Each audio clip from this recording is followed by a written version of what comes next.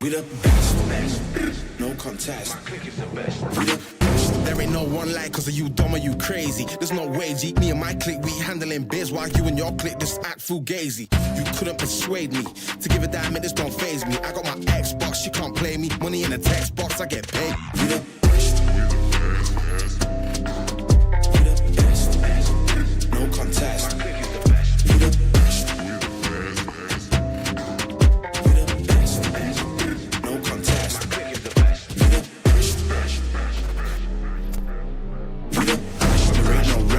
For the wicked, I'm bad and I'm blessed.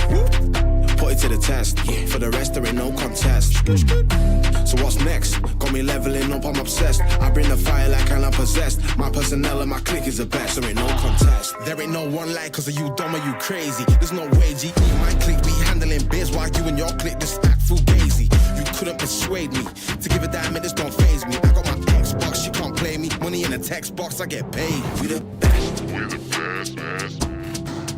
We the best, best. No contest. My clique is the best. We the best. We the best, best. We the best, best. No contest. My clique is the best. We the best. We the best, best. We the best, best. No contest. My clique is the best. We the best. We the best, best. We the best, best. No contest. My clique is the best. We the best, best. No contest.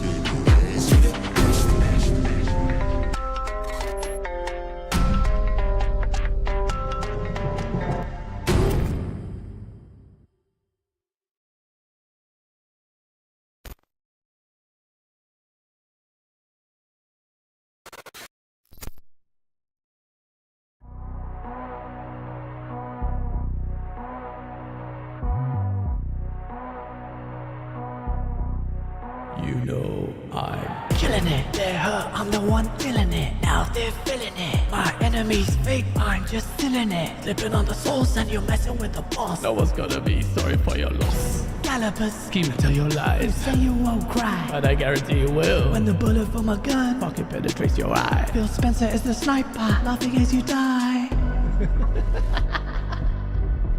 Fake gaming, wanna be gamer. Pretend gamer, think you got comedic skills when your comedy is a little bit lacking status. But still, so until you motherfuckers come at me with some shit, talking about some shit, understand that I got more games than you. Holding the line until the target's aligned. These pussies are just fully clapped, the content is so benign. Set fire to the whole stable. Ponies on the round table, wearing shoes with no label. Inbred pig has got no hair on their head. The cost of the lies that they spread in the wake of Xbox. Spending billions, not just little millies, like an Aaron, their Achilles, the sauce but like 1,000 chilies. Consolidation is causing elation, except in the PlayStation Nation. Forced rectal irrigation of these bitches, busting all the stitches. You don't have the riches, leave these portals in the fucking ditches. Celebrate, we're gonna have a party. Dance on the corpse of Colin Moriarty. Choke off the Saudis, Habibis get rowdy. Circumcise the bitch so we can all scream howdy. When you make that kind of content, that very adversarial, you're not one of the weird like gremlins making fucking 20-minute videos about me. That alienates and isolates you from people and burns bridges. Pour one out for the FTC and your MBGs and all my enemies. My name is Septic, yes, I'm a disease and you're the one infected. Your leader has now been selected. When you're authentic, that's why your product is successful. When you're authentic, that's why your product is successful. When you're authentic, that's why your product is successful. When you're authentic, that's why your product is successful.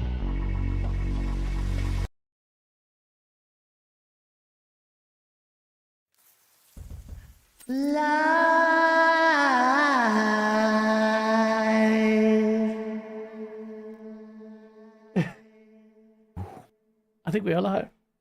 We're live. I think we are. Just a thing.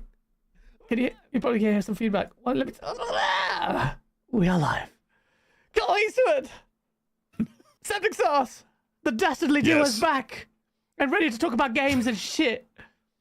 The ponies are starving and we're feeding them from our bosoms. Welcome to Septic Sauce / porn. How you doing, bro? I am trying to, as always, manage. Do you need some games? You need some games? Huh? Is it dry out there in 25? Want to latch on? Yeah. The stables are going crazy. Wait. Yeah, sorry. Things are happening. How are you, Cole? I'm good. I'm really good. I'm in a good mood. Yeah.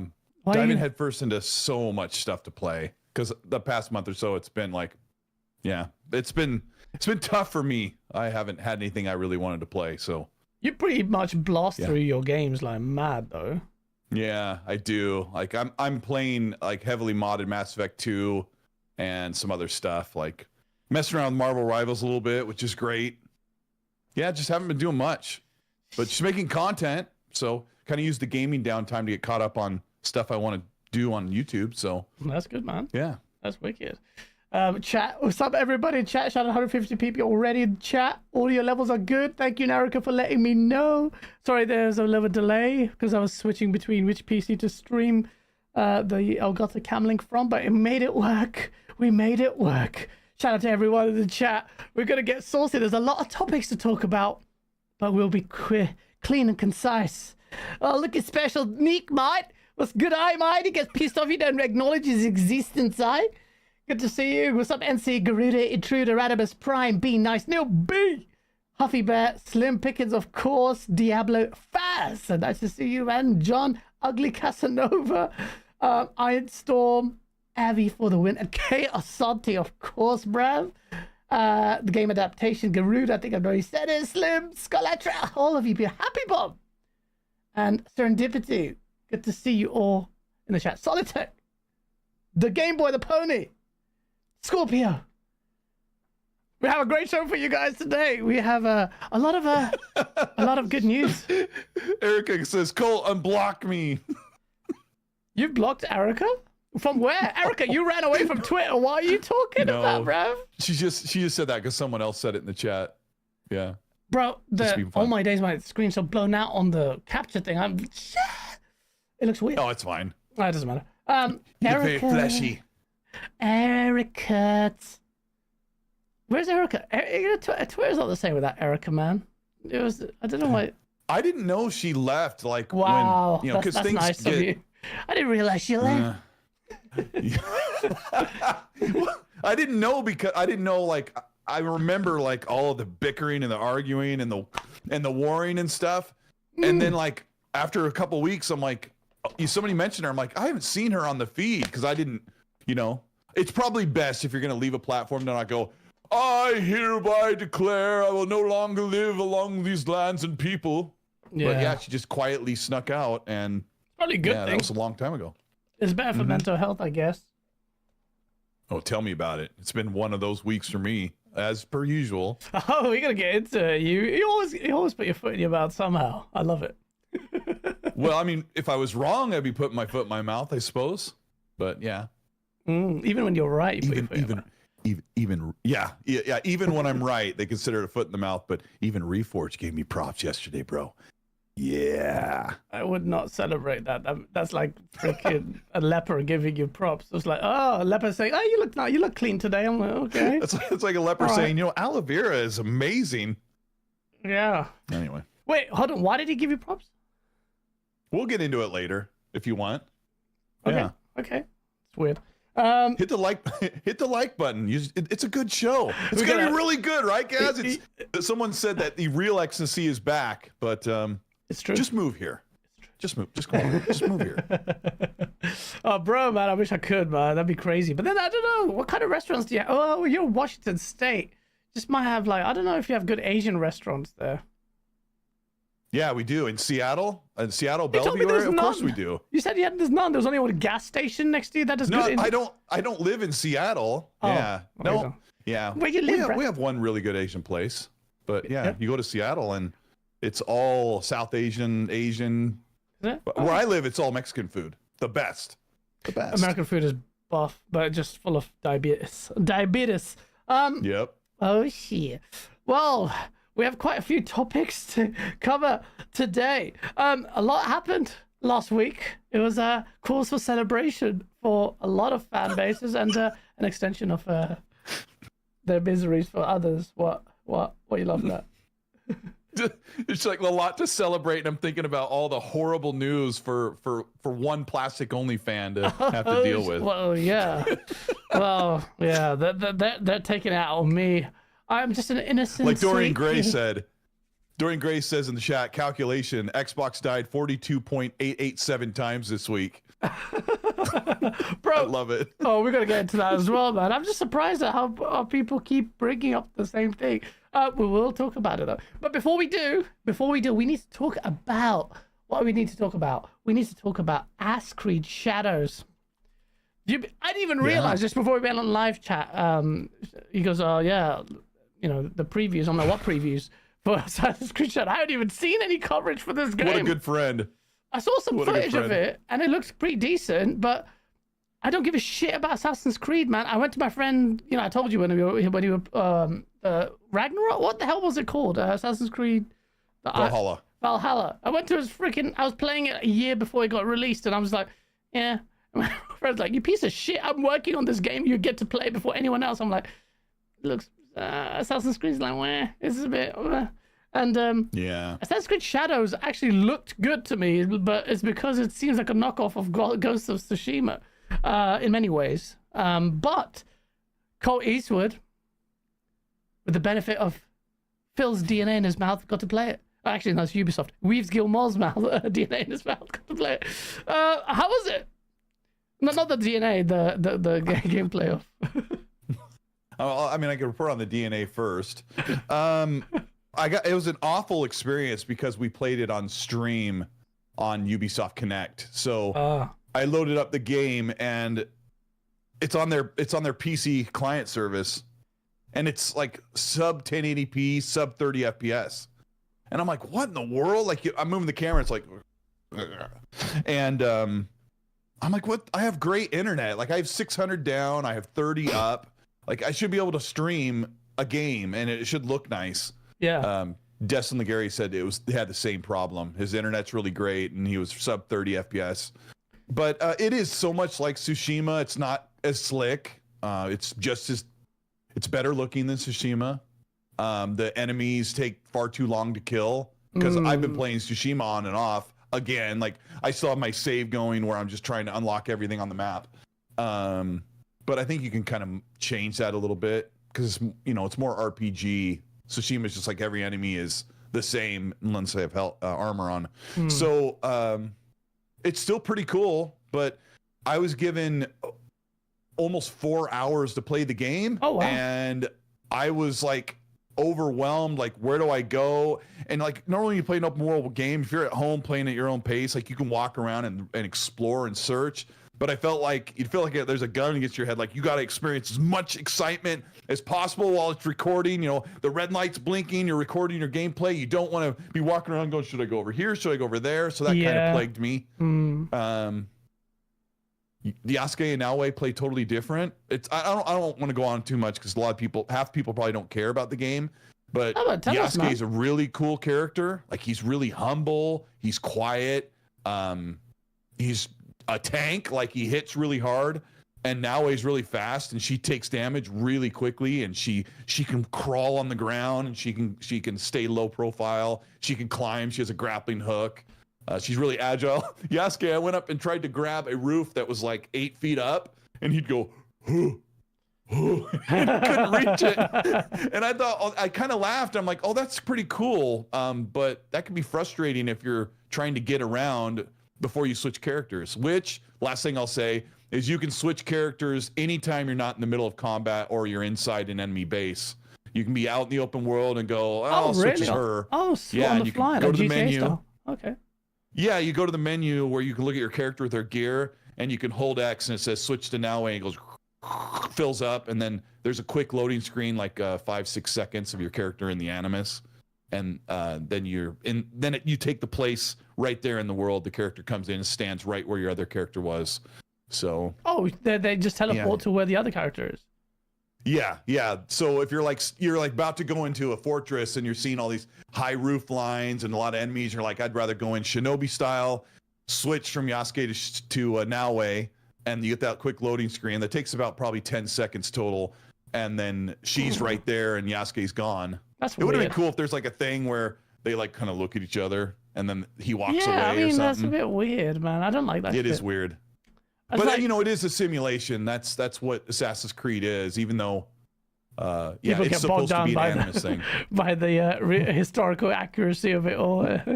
Sure, yeah. And the Animus plays a larger part of storytelling in this. Like the voiceover stuff is pretty cool. So I don't know. Yeah, I think it'll be an okay game. Good to see you. You think it'll be a good game? Do you think this is the game that to save Ubisoft's life as a publisher? No, I think they lost probably a quarter of their fans with a little bit of it's just another open world Assassin's Creed game with the same formula, and then the rest are probably like Radimus Prime, who's like it's for liberals, the people who can't see past. Radimus isn't pretty like he's just defined by that. I always see him in chat. Yeah. Like, but Radimus didn't have a problem with the 3 different Yasuke, the African Samurai games, or the anime. He's only upset now because Ubisoft did it. But they did wash over some cultural fixes in the game. But I can't see that stuff because I watched a video on the stuff they got wrong, where a Japanese guy and his wife were watching the gameplay trailer and just mocking everything that was off. Like that doesn't even belong there. And I was like, that's amazing. I would have no idea. So when I was playing, I wouldn't know what to look for, but I did see a rice paddy field that was a little bit away from the village. So maybe they moved those. That's kind of a cool thing that they pointed out. Like there's a village, and right outside the village is a big rice paddy field. Yeah. Because they would never do that because it reeks like manure. Oh, so okay. those are never right next to a place where people live in Japan. So. Didn't know that. Cool stuff. So I'm looking forward to getting into the whole samurai theme, learning more about just that whole thing, because you play a game for like 50 hours, you're bound to learn a little bit of something about history somehow. Yeah, I mean, I think we were having this conversation while I was driving. I was just like, I'm so done with Assassin's Creed, because what Assassin's Creed was supposed to be and what it's become is just weird. I love the first one, and I thought this is kind of what happened with Splinter Cell. Like, Splinter Cell was all about stealth, and this is supposed to be a stealth. And then you become like a super soldier, like super warrior. You could fight 5 people at once, and then it just became more and more ridiculous. And I wanted this kind of... The cool thing about Assassin's Creed is you're wearing that robe and you're just blending in with the public, and like you're doing stealth assassinations. And I wanted... They don't really do that anymore. And well, that's Assassin's Creed for me. So Assassin's Creed has turned into something completely different to me. And then the Valhalla just turned into... It was just absolute, like, what, Viking fest. Like, this is not the game. Yeah, it's a Viking simulator. Yeah. Well, That's the me. Assassin's Creed games have a really good opportunity to become like a historic time period or culture simulator. If they could kick out all the animist crap and you know, got all the powers from the Apple of Eden and all that crap like that. But It's part of Ubisoft's Magnum says in the bullshit, man. chat, Assassin's Creed's always been ass. It's like, Well, for people personally that stopped liking it like 10, 12 years ago, or maybe 6 years ago, they could say that. But you look at the scores, I think collectively Assassin's Creed sits probably around an 82 or an 84 across the entire franchise. Even like, what was it, Mirage, which was more grounded but still had all the superpowers, was their lowest rated one ever. I think it was like a 60 something. I don't know what it was. But normally they score really well. If you don't like them, you don't like them. Don't play them. Oh shit! Why did I just do that? Yeah, no. Honestly, I'm just sad that it's all Ubisoft. Everything they've done has just been diluted and churned out and in this factory, and I don't think they'll survive. And then there's me like Beyond Good and Evil 2. Where is that? Nope, dead. Yeah. So I'm like, bruh, forget it. Also, I think you can play most of the game as one character if you want, barring some quests that are probably made just for one character, or you know, each character probably has their own quests so they have to do. But from what I was playing, because I played 70+% of the time as Naoe, the shinobi, female shinobi. So if like you're really adverse to being a tank, or you don't like black people, which people, you know, say that's one of their complaints, they try to mask it. If you just want to play as a female shinobi, I think you could probably play almost all of it. And then you're going to have to grit your teeth when they make you play as the other character. Racism. That's about as brazen as I'll say it. Sorry. Yeah, well, the people who tend to hate women also tend to hate black people, I've found on the internet. Yeah. It's a bit weird. That's isn't true. it?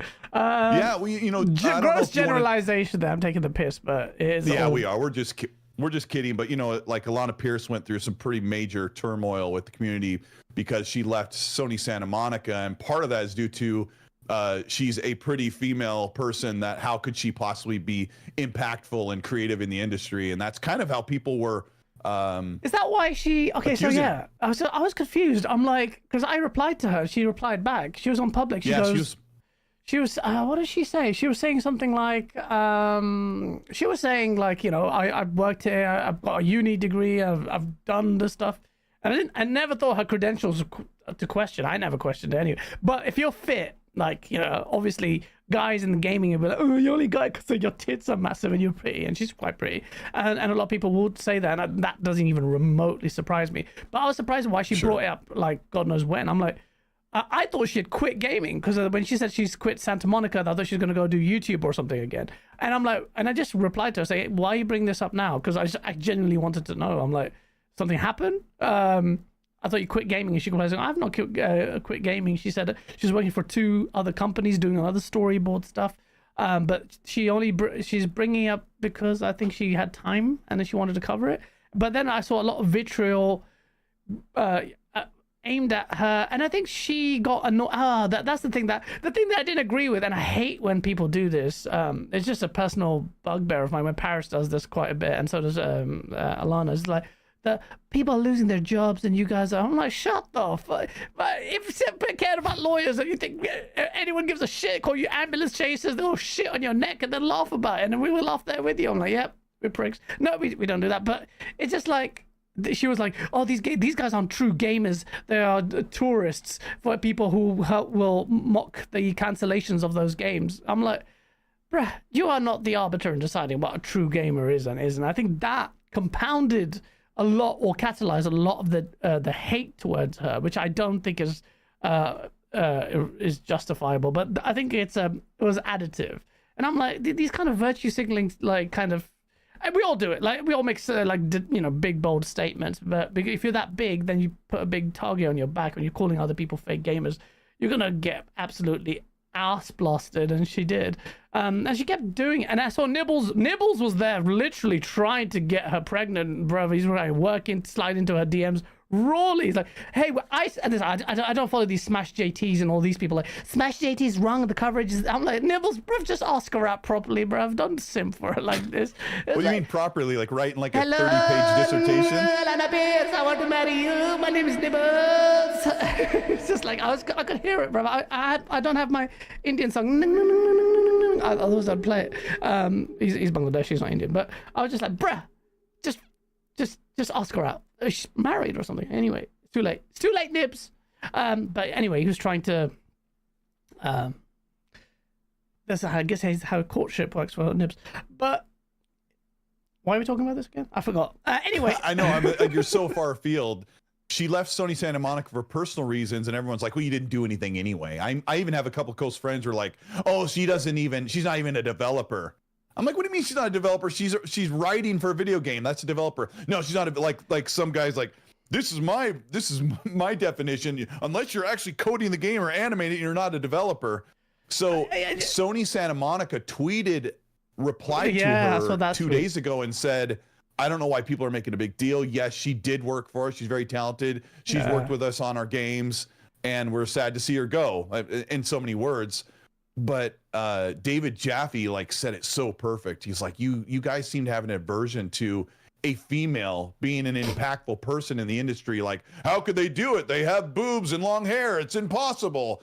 This Alanah is where we are today. Alanah Pearce is honestly, genuinely a gamer, man. Of course. And as in, I'm not the arbiter to decide who is or isn't, but you have some common sense. I've listened to her talk. I've actually subscribed to her, and I've listened to her talk about gaming, and her takes are, and I don't always agree with everything she says, but bro, she's genuinely a gamer, man. And I don't know why.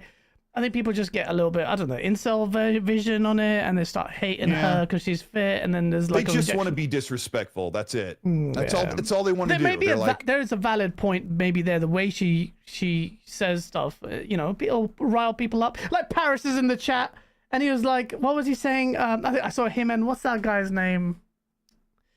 The Indian guy. Pearce says, Gaz, you're lucky I'm about to go on Xbox Air right now. I'd fight him in the parking lot.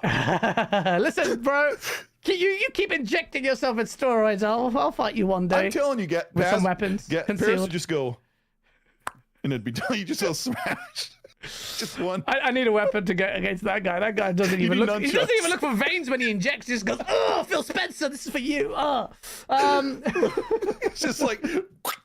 Your head comes off.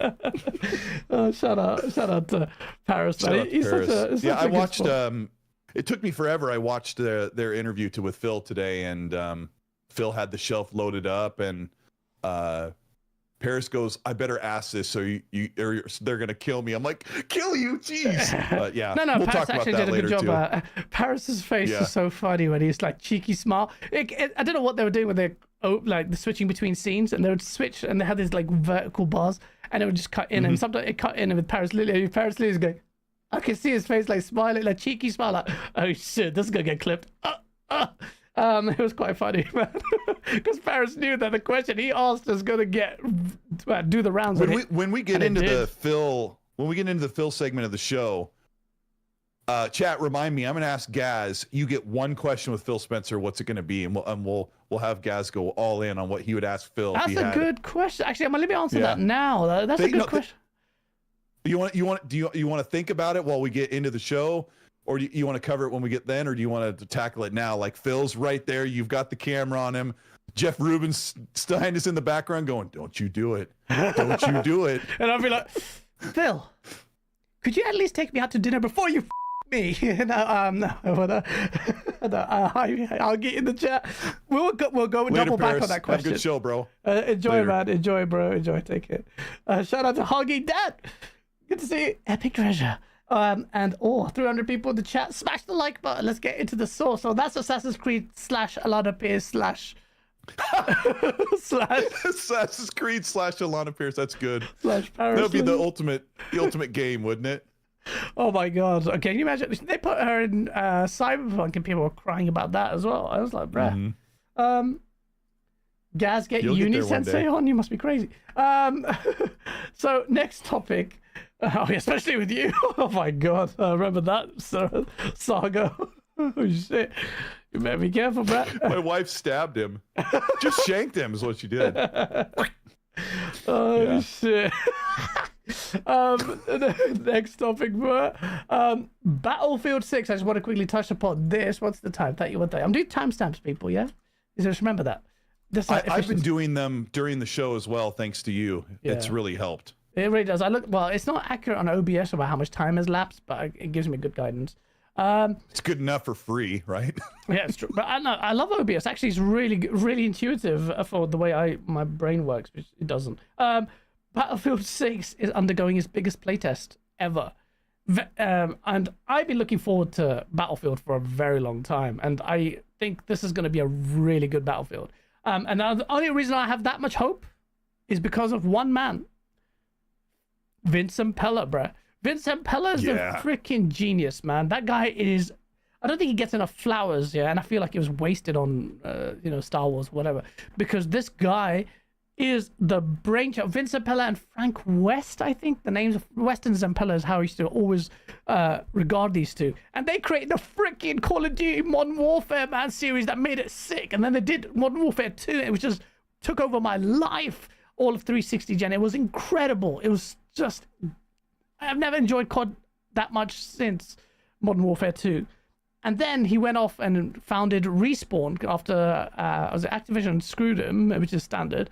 He joined EA, which is unfortunate because they're not exactly the best either. But he created Titanfall.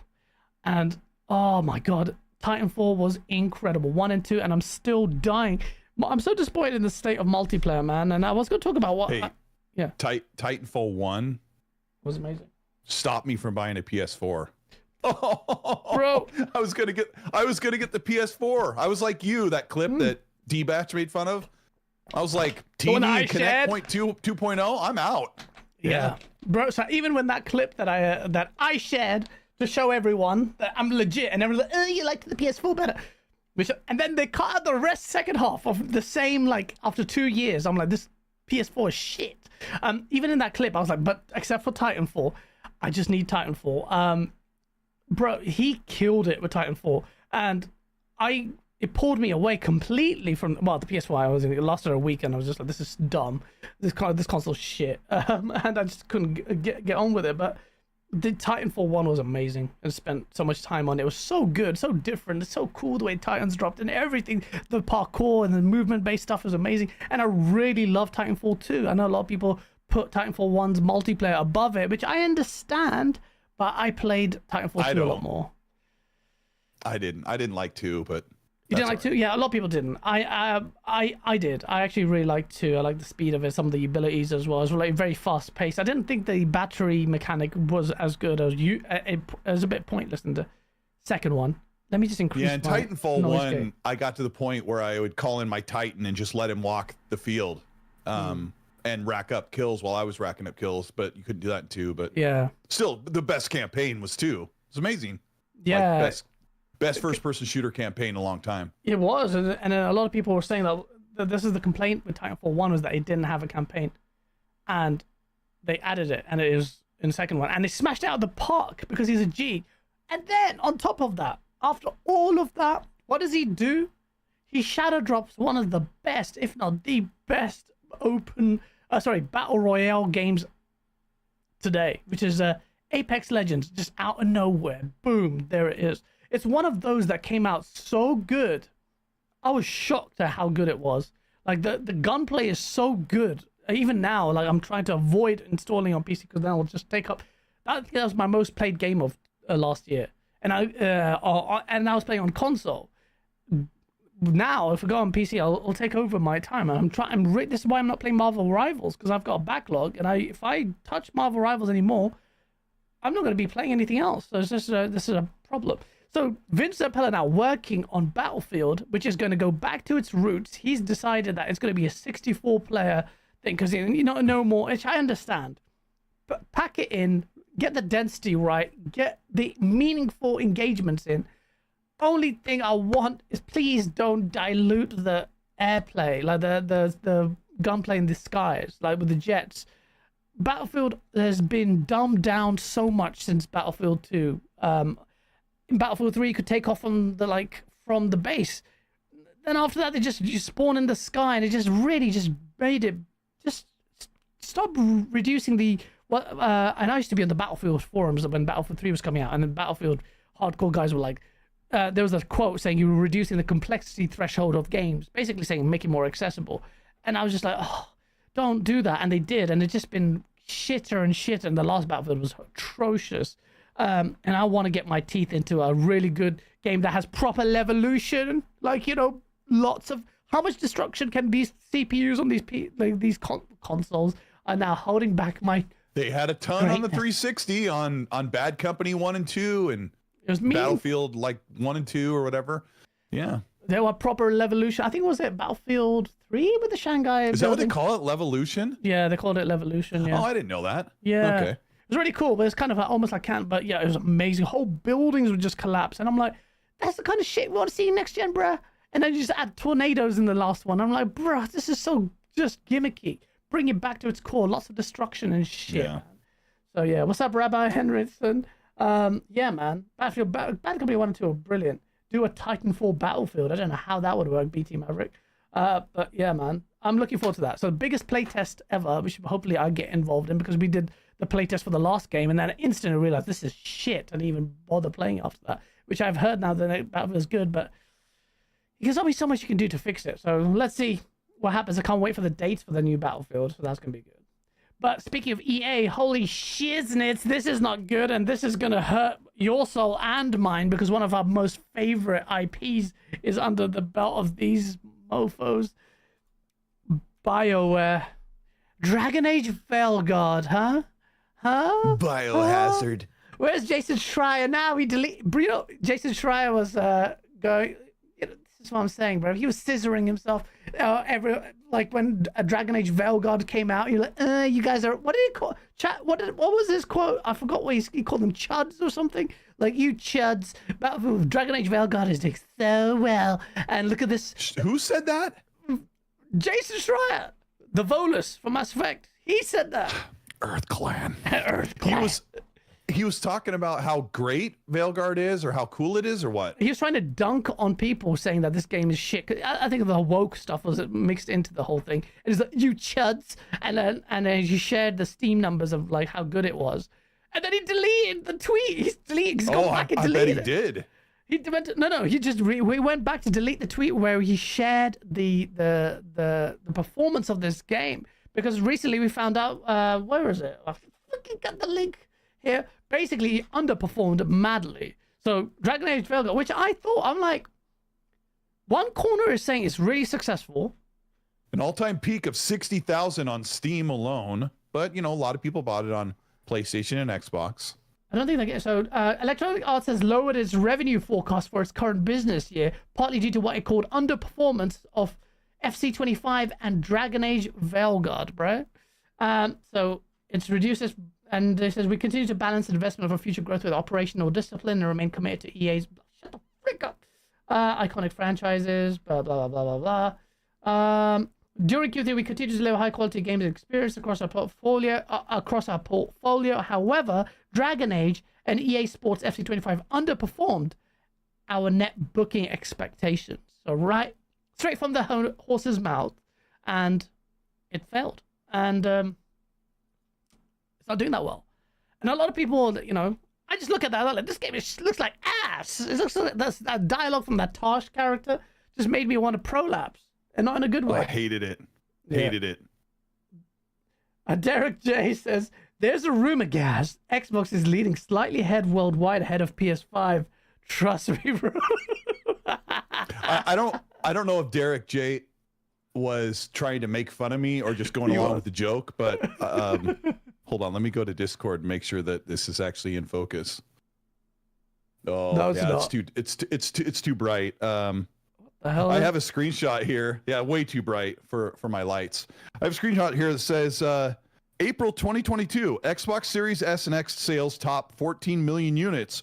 Worldwide hardware estimates for April 3rd through 9th sales. There was 1 month where Xbox was ahead of PlayStation. That was it. That was That it. was all. I don't know why. Just 1 month. But come on, it's PlayStation a lot. They will weaponize everything. They don't understand how things dynamically work. There was a time, but I remember I was on XNC. I'm like, yeah, I'm pretty sure. PS5 didn't have chips. Like PS5, it was on a chip shortage. Xbox had, Microsoft had priority for chip manufacturing at the TSMC. The Xbox was still doing okay in the first opening couple of years of the generation.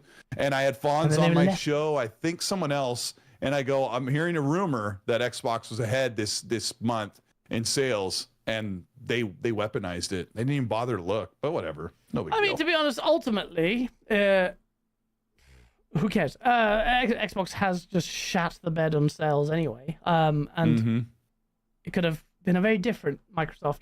And it's getting there now. But speaking of which, listening while we switch filming sets, Gaz. Oh wow! Shout out to Daddy Passion Official listening to us while he's there in his Hollywood bunker. That's good, nice to see. Shout out to you. Thank you for the super chat. Yeah, man. So Dragon Age looks like it shat the bed, and I don't give a shit about Dragon Age. All I care about is BioWare and Mass Effect. Colt Eastwood. I'm worried about Mass Effect, man. I am too. I know that Mike Gamble has been talking a lot publicly, the director, about how it's going to be mature and he's trying to get people excited and they want to bring it back to the original trilogy tone. But there's just different people working there. Their lead writer has been long gone, made his own studio. I think he went to work with Casey Hudson and Casey Hudson had to back out. That magic's not there. Like your favorite all-time franchise was probably 10, 15 years ago, and those people don't work there anymore. Oh, and man. the people that do work at BioWare have a different style. So best of luck to them. I love Mass Effect. It's probably my favorite franchise ever.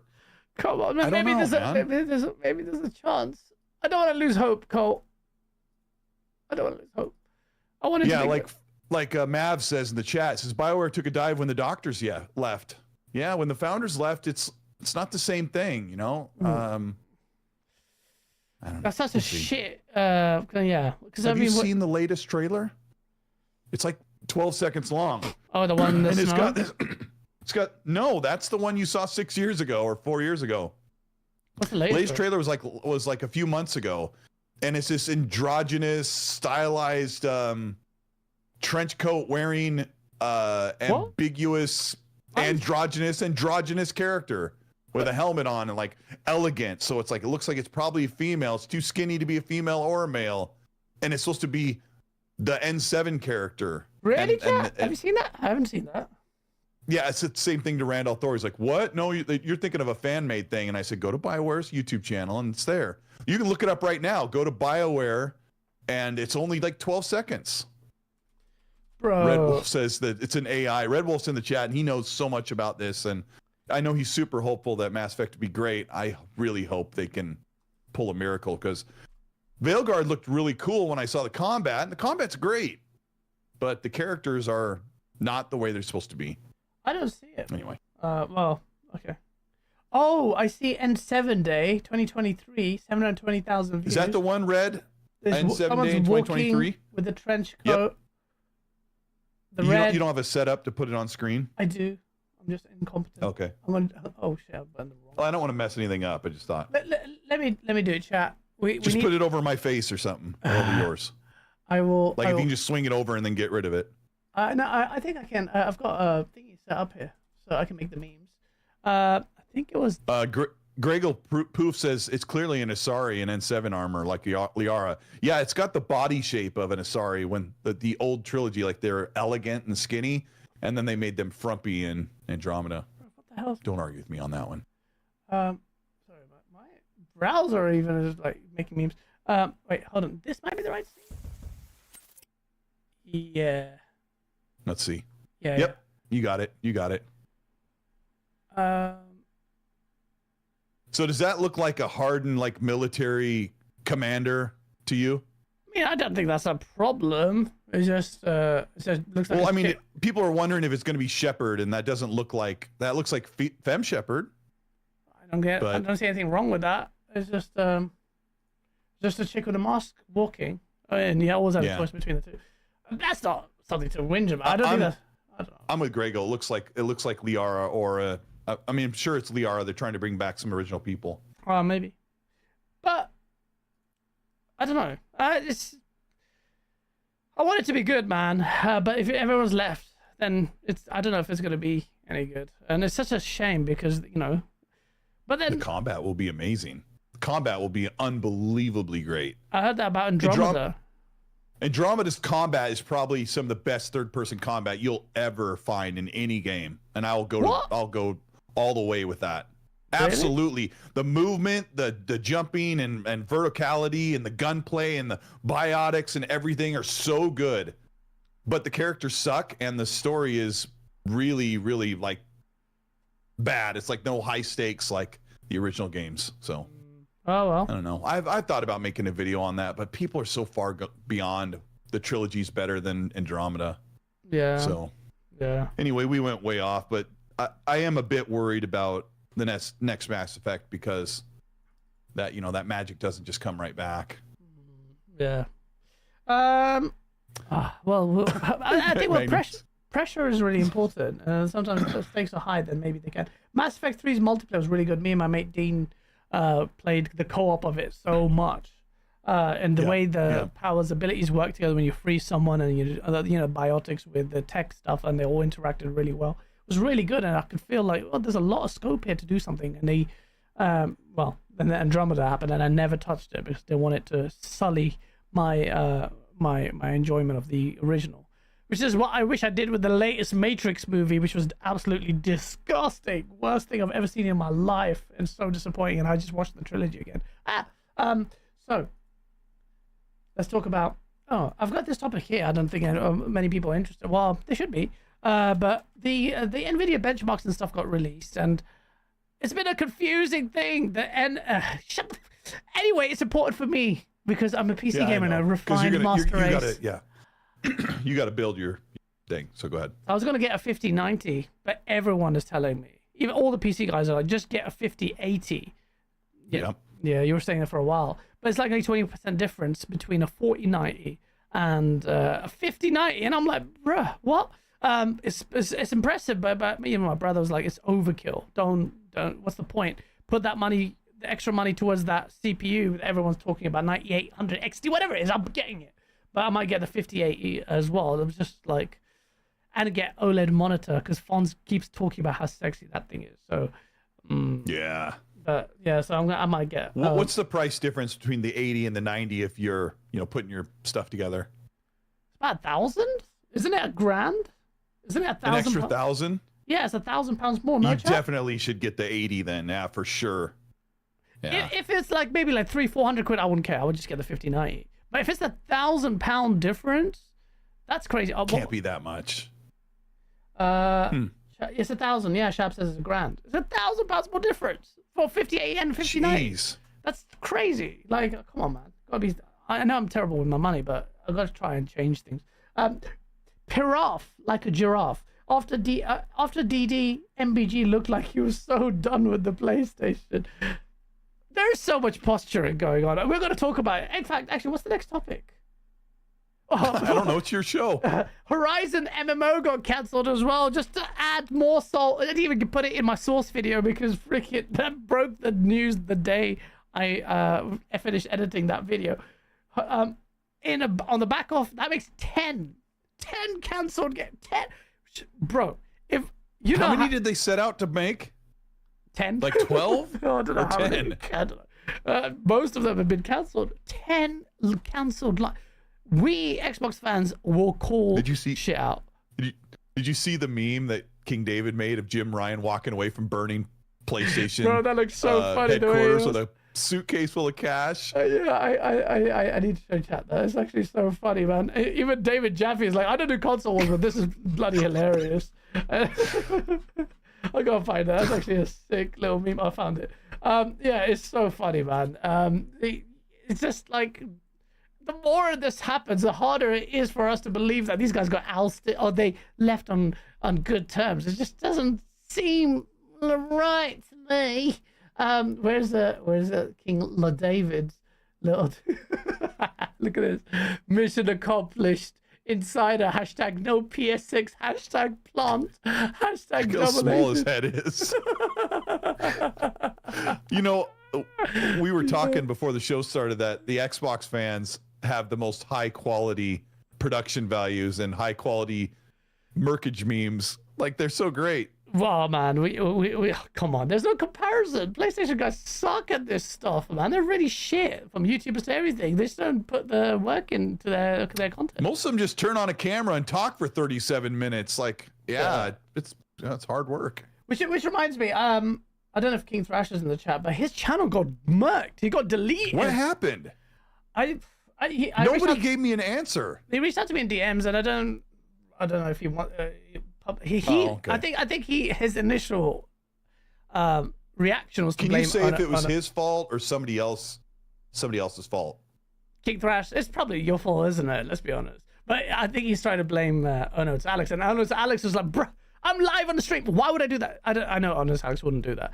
The problem is King Thrash also does hang around with some weird characters who then invite all kinds of trouble. King Thrash himself is a pretty incendiary character, but I just can't support people like I tweeted out like his channel because I was live as that happened, and did this channel really get nuked because I'm multitasking, and it turned out it was, and then people were like really ruthless against and celebratory about it, and I'm just like, bruh, I know people had beef, and I get it, like the beef can go too far, but King Thrash was always hilarious to me, man. It's just I was watching this clip even on Fritanga's thing, and Fritanga actually in this video, even though it was taking the piss as they do, said that it's not something he supports as well. And there was a clip of King Thrash talking about, I don't know, it was like jumping some people, PC fans out in the streets, because you're a PC fan, just basically telling people to just kill PC gamers out in the street or some shit. It was done in a way that was hilarious, man. I know it sounds bad, but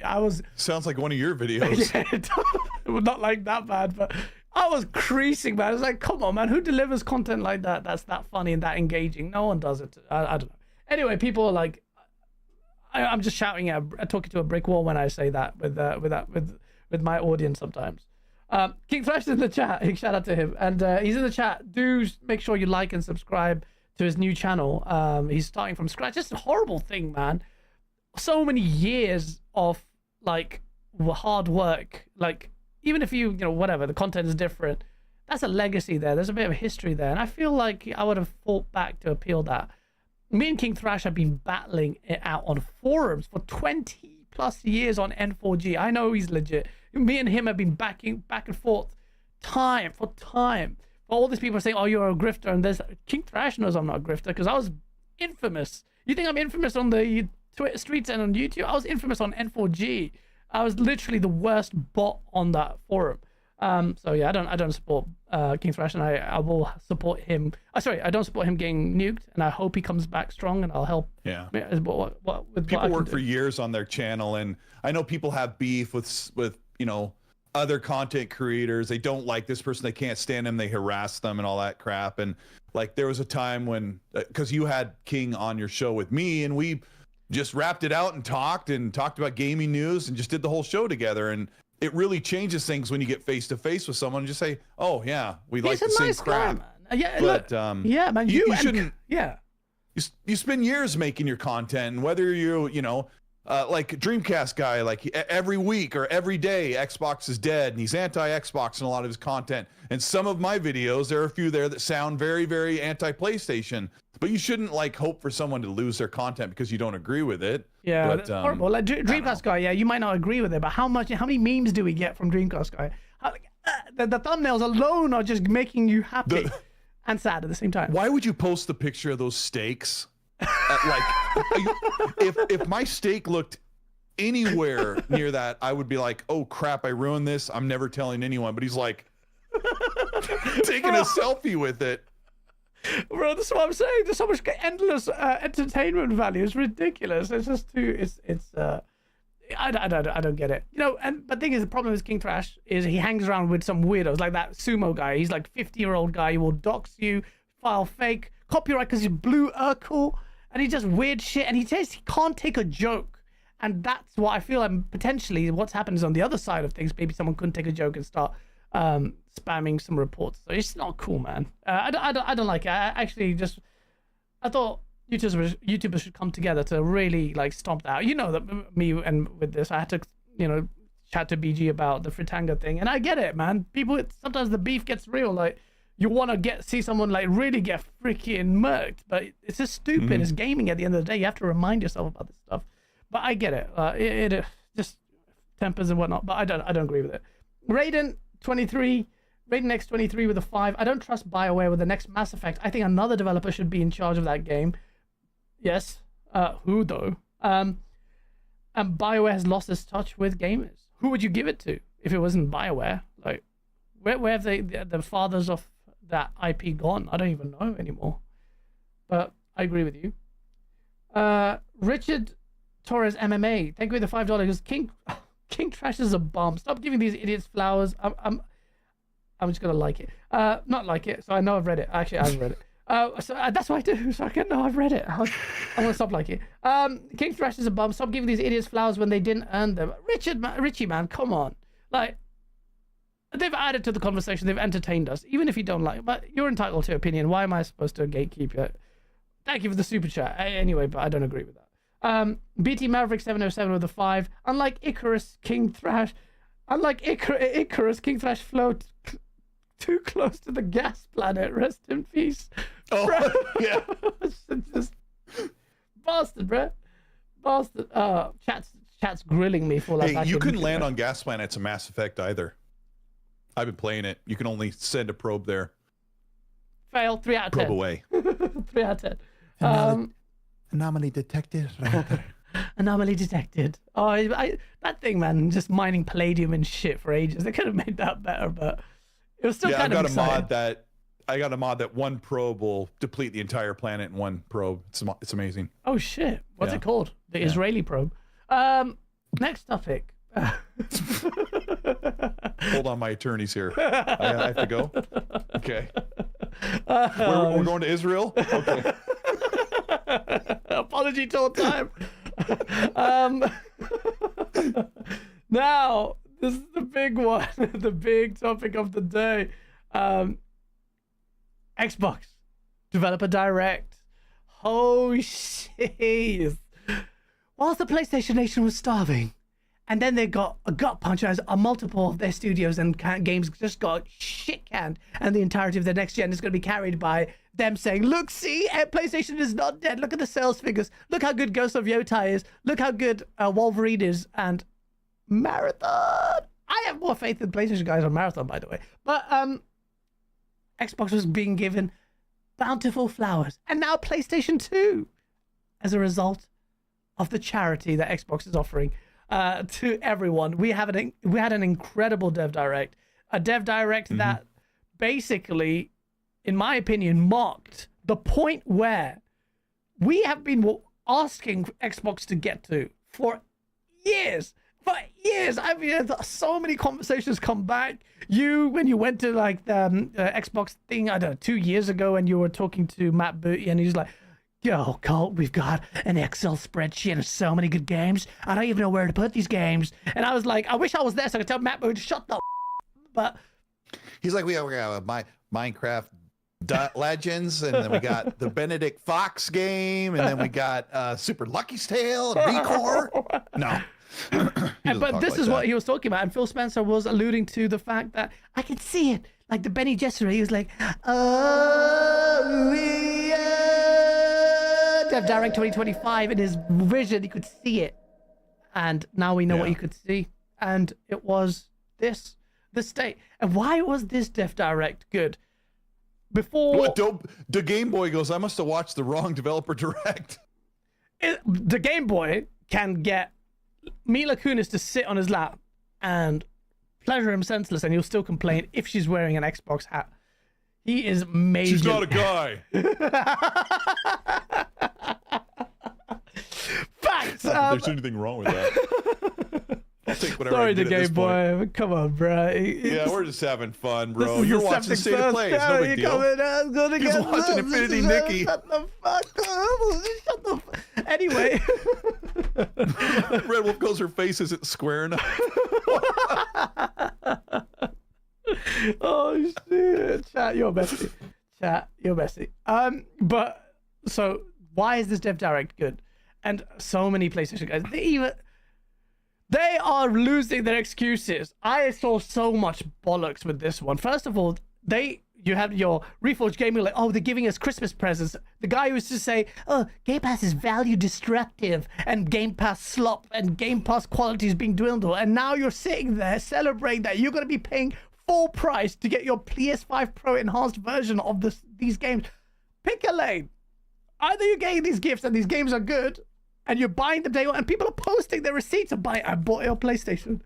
I'm like, I thought it was shit. You can't say that anymore. So at least pick a lane. Yeah. It's not shit, but you're getting on PlayStation, right? Just say that. At least stick to it. It's so hard for you to admit the games look good.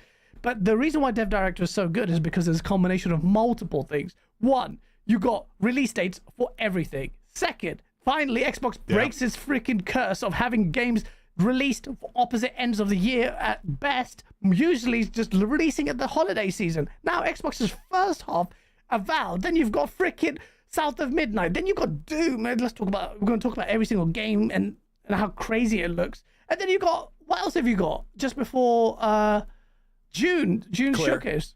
Claire's Obscure Expedition 33 looks mad. So then you've got so many games. Like now it's a question of, oh shit, like how are we going to play these games? So you've got release dates finally for every single one of them. Then you've got the fact that they're all reloaded in the first half of the year. Then they're all on Game Pass. So there's no illusions about it. Fourthly, all this time, Phil Spencer's been going around Japan, and we've been wondering what he's been doing. And there's the evidence right there of Phil Spencer. I have come at this guy for his double speak, and I maintain that because he made these express statements which I think he knowingly knew were going to age badly because there's damage limitation and they were false. But I respect Phil for one, saving Xbox, which he did, and two, he's putting hard work into it and he's quite passionate about it, and this is a direct result of that. He going to Japan, which is not easy, trying to break the cycle and making partnerships on Microsoft published Ninja Gaiden games. So now this direct was amazing. You got your roadmap coming to fruition.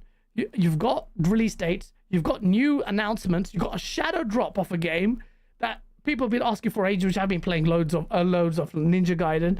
And then you've got everything on Game Pass. Quality is just there. Everything is there now. And the release cadence bit is what we've been talking about for ages. When are they're going to be coming? And it's just the first half. And then the second half looks even crazier. So let's get into the memes about, Xbox gets this shit right just when it goes third party. But ultimately, you're going to be paying for how much money are you going to be saving just for? I'm looking forward to all of these games. Some more than others, obviously.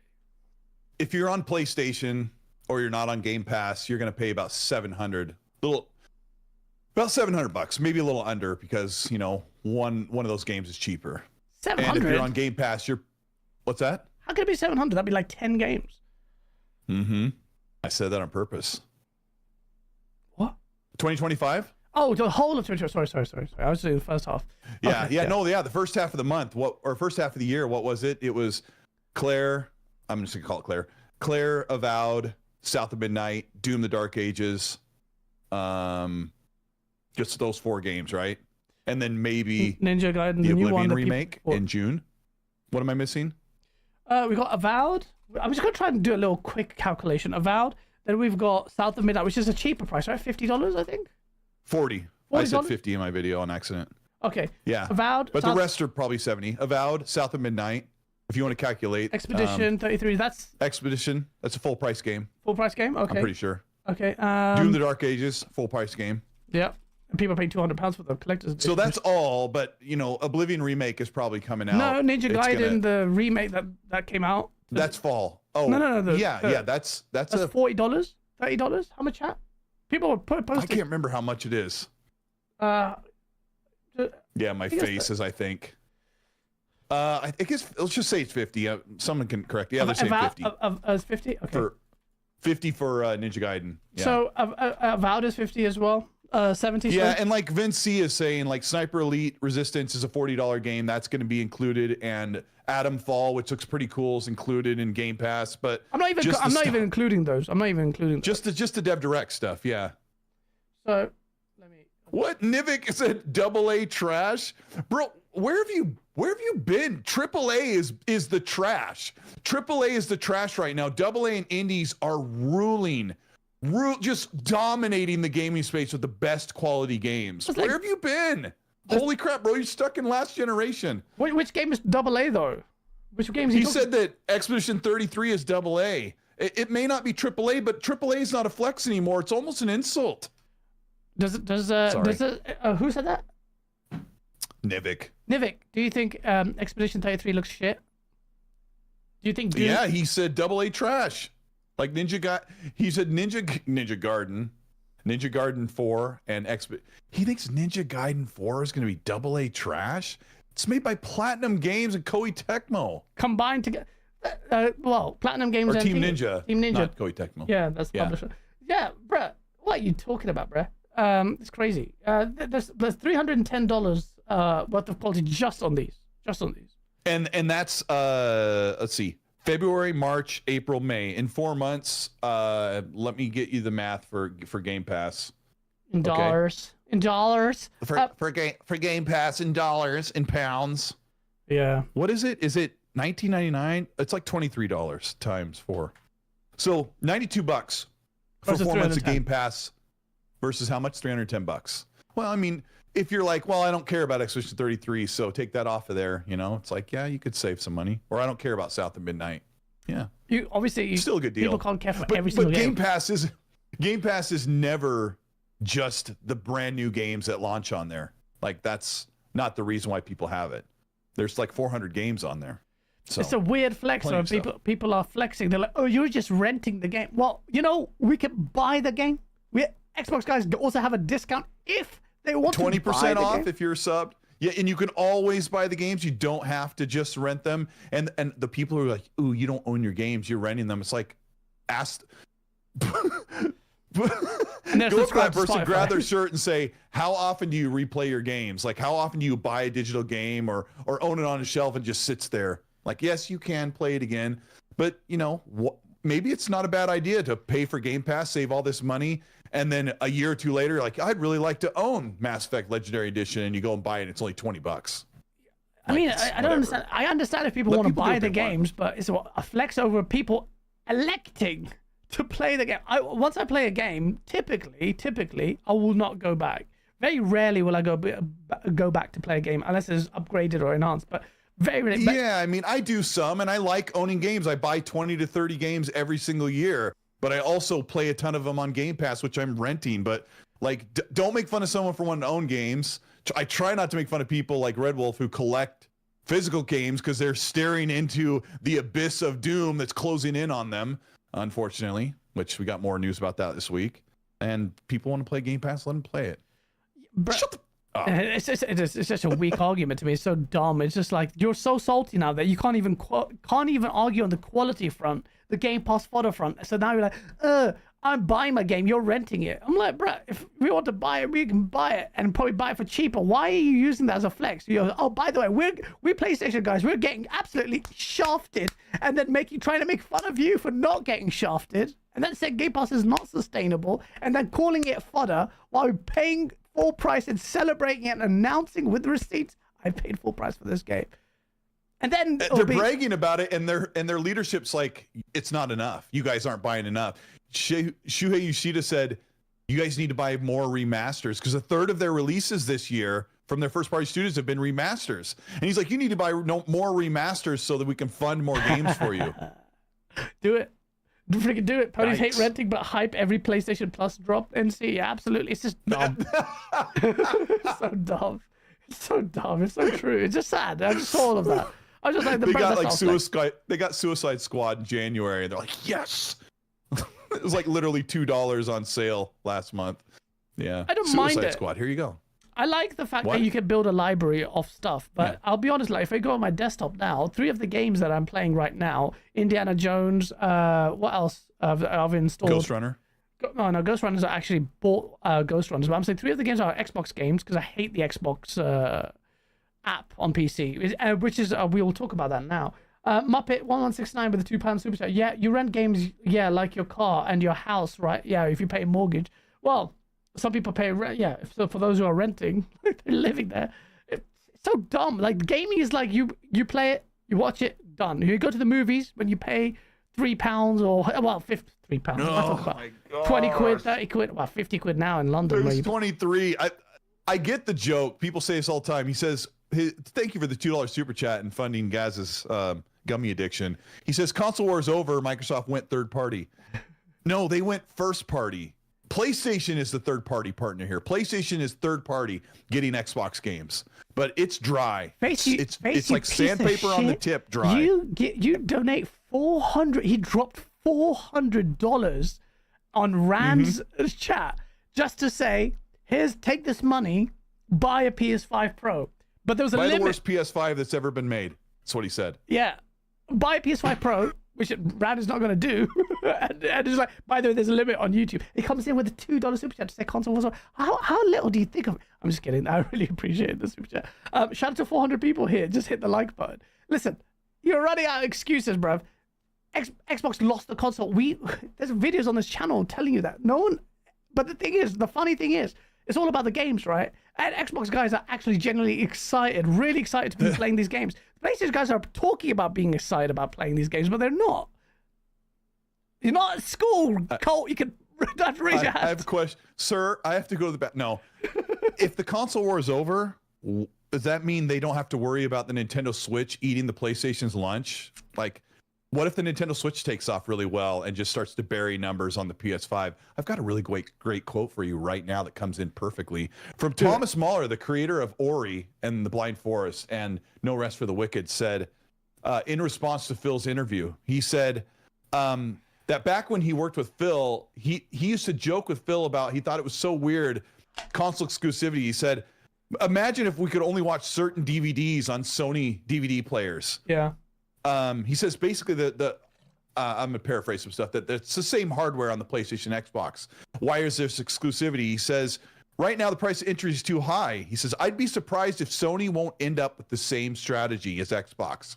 People should buy the device they like the most, and they should then have access to all of the content. And yes, Nintendo will keep being Nintendo, but rooting for one huge corporation to sell more boxes over another strikes me as fantastically senseless. We should just share in the love for games. And he said that about 10 minutes ago. Oh, So, really? I don't know. Yeah, I mean, this comes from a guy who used to partner with Xbox. I don't really agree with that, but because I like the fact that I think that kind of statement, and feel so we're kind of jumping topics a little bit, but I would say Sure, that as we do. as we always do. But I just feel like Phil Spencer's like responses there, I didn't really. It seemed like marketing fluff there, and I feel like what that statement belies is the point of competition that has underpinned this industry. But I feel like, I'm starting to see how this industry is already moving to a platform or platform agnostic future. And we're talking about timed exclusives for the most part on PC. And I look at it, and I know I'm going to get all of future PlayStation games, and I'm going to get Xbox games day and date. And it's just it's a bit weird, but I still I can't back that completely, because I know that Xbox and PlayStation tried harder because of the threat that each one of them posed to each other. So, but ultimately the industry is moving this way, and multiple people are moving, irrespective of whether or not I like it. I don't get it, but it is what it is. I loved the console war. I think it did a lot of benefits to gamers, where it spurred both parties, both platform holders on to do better, to, you know, compete on things like price for hardware, and also Microsoft doing audits on, you know, Sony's first party stable and like what they needed to do better. And I feel like a lot of the quality that we're starting to see of Xbox titles and Xbox first party studios being produced is almost a direct result of the hard work that they put in as a result of the pressure that they faced from a PlayStation. And I think that goes away in a big way. So I cannot back that statement. I'll always maintain that competition is important. To me, ultimately, practically, what that means for me as a PC gamer is that I get to play everything. I just have to wait a little bit longer for PlayStation games, which typically I don't give a shit about, unless it's like very few, like Ghost of Tsushima, Death Stranding 2. Actually, quite a few. Phantom Blade Zero is coming to PC as well. And so if they go day and day, oh shit, PlayStation, I'm going to be on your ass. I'll be on your ass. King Thrash with a 5 says, how is it a flex to pay for first and third party devs to make games look and play better on a PS5? How is it flex to rent the lowest quality of your own games? So first of all, I am playing the best quality on PC. Your Xbox allows you to play the game the best it could possibly be played. Everywhere. PlayStation doesn't do that. They're making you double dip. Like, that's not a flex. That's embarrassing. That you have to play a console version of the game and then wait to see it in its true vision on a PC a year later. The definitive edition gig. And that's not going to last. They're not going to stay like that. I can run Ghost of Tsushima better now, and my ultra wide is going to be sick. And you know what? The definitive edition is. If you're a console gamer, though, King, I do agree with you, because Xbox games are pro enhanced, and Xbox guys are arguably getting, well, it's assuming how many PS5 owners have bought the Pro, but they have the option to buy. See, this is the thing. That's quite funny. So the PlayStation guys will be like, oh, how much did you spend on your PC? How much did you spend on your freaking Pro? Why did you... That overpriced piece of shit as well, bro. And it's like for incremental gains, yeah? But when it comes to buying a PC, it's like, that doesn't... Oh, you spent so much money on it. Well, I'm playing the definitive edition of PlayStation games. How does that make you feel? I know how it makes you feel. The Pro patch hasn't always been better than the Xbox Series X patch. Like... I've been watching the Digital Foundry things, and sometimes there's no increase in performance or a reduction in hitching or whatever. PS5 Pro shit, man. It's just shit. It's just unfortunate. Mid-gens are mid-gen, but to be honest, it's just like, I can see, like, even the PlayStation guys are really stretching their anuses to pretend that that console's good. Face23 with a $2 super chat. Xbox Next Gen console will cost more than a Pro. Maybe? Who cares? Yeah, you know you have to blame for that. PlayStation. PlayStation set the price of the PS5 Pro at $700. So the next gen Xbox and PS6 are going to be $800. Yeah. Bookmark it. I'm pretty sure they're going to be. They're going to be much higher. And the next generation Xbox will allow you to do far more stuff. And hopefully it comes with access to the Steam library and all that stuff too. If you decide, we'll get into that later, but if you decide to stick with the Xbox hardware next generation, be it a PC hybrid where it's basically a PC and it's not limited like the Xbox used to be, I think you'll be glad, unless you go to PC fully. But I think we'll double back on the games of Direct again, because we're in a good flow on this conversation about what this has kind of come up. Because everyone knows the Dev Direct stuff. We can paint back and forth on what stuff was talked about in Dev Direct, because exactly. Whatever. PC gamer, who said you're a PC gamer, not me? Oh no, it's Alex with a 5. Oh no, it's Alex, you piece of shit, yeah? Don't even chat shit. When you were playing with Halo, you're freaking negative. Katie gave me freaking AIDS, bro. I'm hit, bro. PC, I was a Quake 3 fiend. When I got my practice on Valorant and on Counter-Strike, I will destroy and carry your little leg naked ass, furry loving piece of shit. The only thing that Oh No, it's Alex is good at, besides making great sexual innuendos about PlayStation fans, because that's where they belong most of the time. The only thing he's good at is going with his mouse going click click click click click click click click click click click on Path of Exile. He's like, what are you doing? What are you doing there, Alex? He's like, well, I'm gonna left click over here, and then I'm gonna point that way, and I'm gonna continue to left click and a left click and a left click. That's League of Legends, man. And that's what him and Fonz are doing. I really want to play that. 400 hours of left click. No, I'm just kidding. The King Thrash with the I $2 played a is little bit of because Mass Effect so Xbox is dead, and that's okay. Xbox is dead. I don't know what that means. Everything is at Xbox, isn't it, King Thrash? Your PlayStation is at Xbox. Is PlayStation? Wait, well, hold on. Xbox is dead? Like, don't- Xbox is growing exponentially right now. I think PlayStation, the idea of PlayStation cried last year. They cried, Gaz. They whined and they were scared. Yeah. They cry to the regulators. They cry to for Herman Hulse to cancel all these games. This shit's kind of crazy, mate. And they cried like 10 games. Come on, PlayStation's dead. The idea of PlayStation is dead, King Thrash. You know it's dead. You're capping for the old brand. Like, what's gonna happen is you're gonna get one good single player title a year, and they're like, PlayStation, bam. But it's the volume is not going to be there. The quality needs to be there, bro. But quantities and qualities. Spectre with the 799. Spectre hashtag 799. Sorry. Thank you with the 5. Hope you enjoy them, Thrash. I mean, someone's got to pick up Sony's slack. Up to 10 cancelled games. You got to play something other than Twitter. Oh, I love that. Spectre. Super chat from Spectre. Yeah, man. Come on, man. 10 games cancelled. What is coming out this year? Come on. And so what PlayStation is going to do is double down on third-party stuff. They're going to double down on money hatting because that's what they do. And then they're going to have to show us. Hopefully the state of play will surprise us next month. You never know. Yeah, maybe. I actually want Marathon to be good. I want that. I've said that multiple times. I'll say it again. I actually genuinely want it to be good. No, it's PlayStation making games third-party. Marathon will be on PC and Xbox day and date. Yeah, that's true. That's true. I think it'll be impressive. I hope it has staying power. I don't know if it's what we wanted, though, an extraction shooter. I don't know, man. You know? Bungie's Do you really want good. that? I don't want an extraction shooter, but it might be good. Who knows? Who knows? Who knows?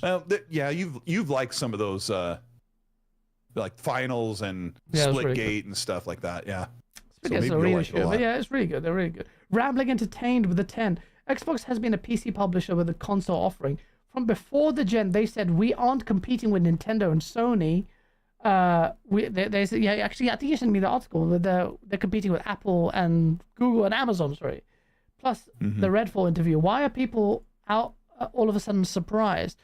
Xbox's Microsoft's vision is much more grander to encapsulate the entirety of a much broader gaming market, which includes cloud, mobile, and everything. So they are looking to try and go broad, and this is kind of indicative. The kind of developer direct actually shows that they're going pretty crazy with if they can maintain this kind of momentum. And the question is whether or not these games are going to be good. That's a big one. We need to understand that. Like, it's all well and good on paper, but Avowed, you know, if it's absolute shit or it's not middling or mediocre, that's going to go a long way into, like, you know, a big dent into the momentum that it's starting to build up again. So what is that sensitive? So these games have to hit. So that's a big point. Phase 23 Brooklyn, I want Marathon to flop. See, there it is. That's the PlayStation mentality. And I hate That's it. awful. You know what that means? If Marathon flops, Bungie's probably going to be shut down. But they don't PlayStation care. get rid of them. They don't care that Sony spent $4 billion on Bungie. As long as Bungie becomes assimilated with Sony, even if that means dog shit, wasted billions. I don't understand. But their games are going to these be console exclusive future. Face, what's wrong with you, bro? Like, you're basically like, say, I want it to fail, so they don't do multiplayer because I just want to do single player only, and I want their games to they want to be absorbed, so that all the games are exclusive in an arena where PlayStation is basically timed exclusives anyway because the game's coming out on PC. Yeah, why are you doing? That's crazy. If Xbox fans said something like that about an Xbox studio similar to that, I would laser the shit out of them. I hate that kind of sentiment. Rambling Entertainment. Yeah, like when Porter Rock and those guys were saying, "Oh, good, we don't want games as service games." Well, you just nuked your entire remainder of the generation. The PlayStation first party offering going forward is Wolverine, Death Stranding, which doesn't even belong to them because they paid for exclusivity and they're publishing it, so it's first party. But hold on, I have the roadmap. I won't bring it. It's crazy that they're like, "Oh, good, get rid of these games. We never wanted them." It's like, but you would love if there was another Helldivers game that was like incredibly popular when it came out. Like you would love that. Yeah, but they're being super selective because they want Xbox to go back to the they want PlayStation to go back to. I'm sorry, I'm trying to bring up the graphic. They want PlayStation to go back to those third-person, over-the-shoulder action adventure games, but not all of them have worked really well. Returnal was awesome. Returnal only sold, I think, 500,000 or 1 million copies. So you've got Intergalactic, Wolverine, Marathon, Fair Games. Ghost of Yotei is going to be amazing. And then they're claiming Lost Soul Aside and Midnight Murder Club. The hell's Midnight Murder Club? They don't. That's all that. Yeah, some super tiny studio that's done some VR stuff is making a VR some game? type of. I didn't hear about it till yesterday because they want me to put it in the graphics so that PlayStation has 8 games while Xbox has 16. Why happened? You love those list wars, and now you're like, stop it now, please, it hurts. And now, look, ultimately, PlayStation's not abandoned its gas aspiration because it knows that's where the money's at. By the way, they've downscaled and cut it out because they were incompetent in vetting their studios and their projects. They clearly show their incompetency. That's major incompetence from the leadership or wherever, just to green light 10 projects that you have no real like kind of quality control and then just completely chop them mass cut. That's terrible. But PlayStation will have an existential crisis. It can't just say no to gas completely. Or multiplayer. Do multiplayer, like we said. It doesn't have to be gas. If that's the future that you think it's this is an industry problem more than a PlayStation one where multiplayer has to be gas. But talk about, at least say, I want a SOCOM. I want a Killzone. And every time I put this up, a tweet up, I say, you know what, I really think a Killzone is needed now. It could do really well. I just get resistance from PlayStation because, you want another Horizon game? You can't pull Herman Hulse, craggly fingers away from Horizon. Like he's like, make a Lego game, make an MMO, let's make a TV show, let's make a movie. They got more TV shows than they have games, man. Like you think they do. They got more TV shows than they have announced games. They have more cancellations with announced games, and you're sitting there. It's not the same PlayStation. It's not the same PlayStation, man. Remember TV. You got more TV shows than games, bruv. That's just so embarrassing, and you're still there defending it. If this was on the Xbox side, I'd be pissed. It's the reason why I was doing what I was doing with the PlayStation 4 gen. You see me on camera, I'm like, it's like, gamers first. It's like it's a gaming-centric device first. It's just so... Anyway, I can't talk to PlayStation guys. Rambling Entertainment with a 5. Also, PC is closed. Maybe Nintendo or PlayStation will be taking these console rush. You piss off, peasant. Shut your ass. I'm in there like swimmer. Shit, you can't say no to me, bruv. I think we caught up. Hargeet says they have more concerts than they have games. Hargeet, are you not supposed to be on Fonz's show? I think so. They start in 20 minutes or whatever. Minutes. Okay. Or whatever it is. Oh, yeah, shit. Yeah. Bring back Fever, Piñar, Epic. No. Sony's a multifaceted Bring back company. Banjo. They got Bring TV back production. Banjo. I hate Banjo. Banjo would flop so bad. What if I told you that they already started working on a Banjo game and they canceled it because it sucked? I'll be so happy. What if I told you that? No, well, if they cancelled it, like they worked spent a year of dev time, and that's basically what PlayStation did with this multiplayer. And it's like, and they're like, get this out of here.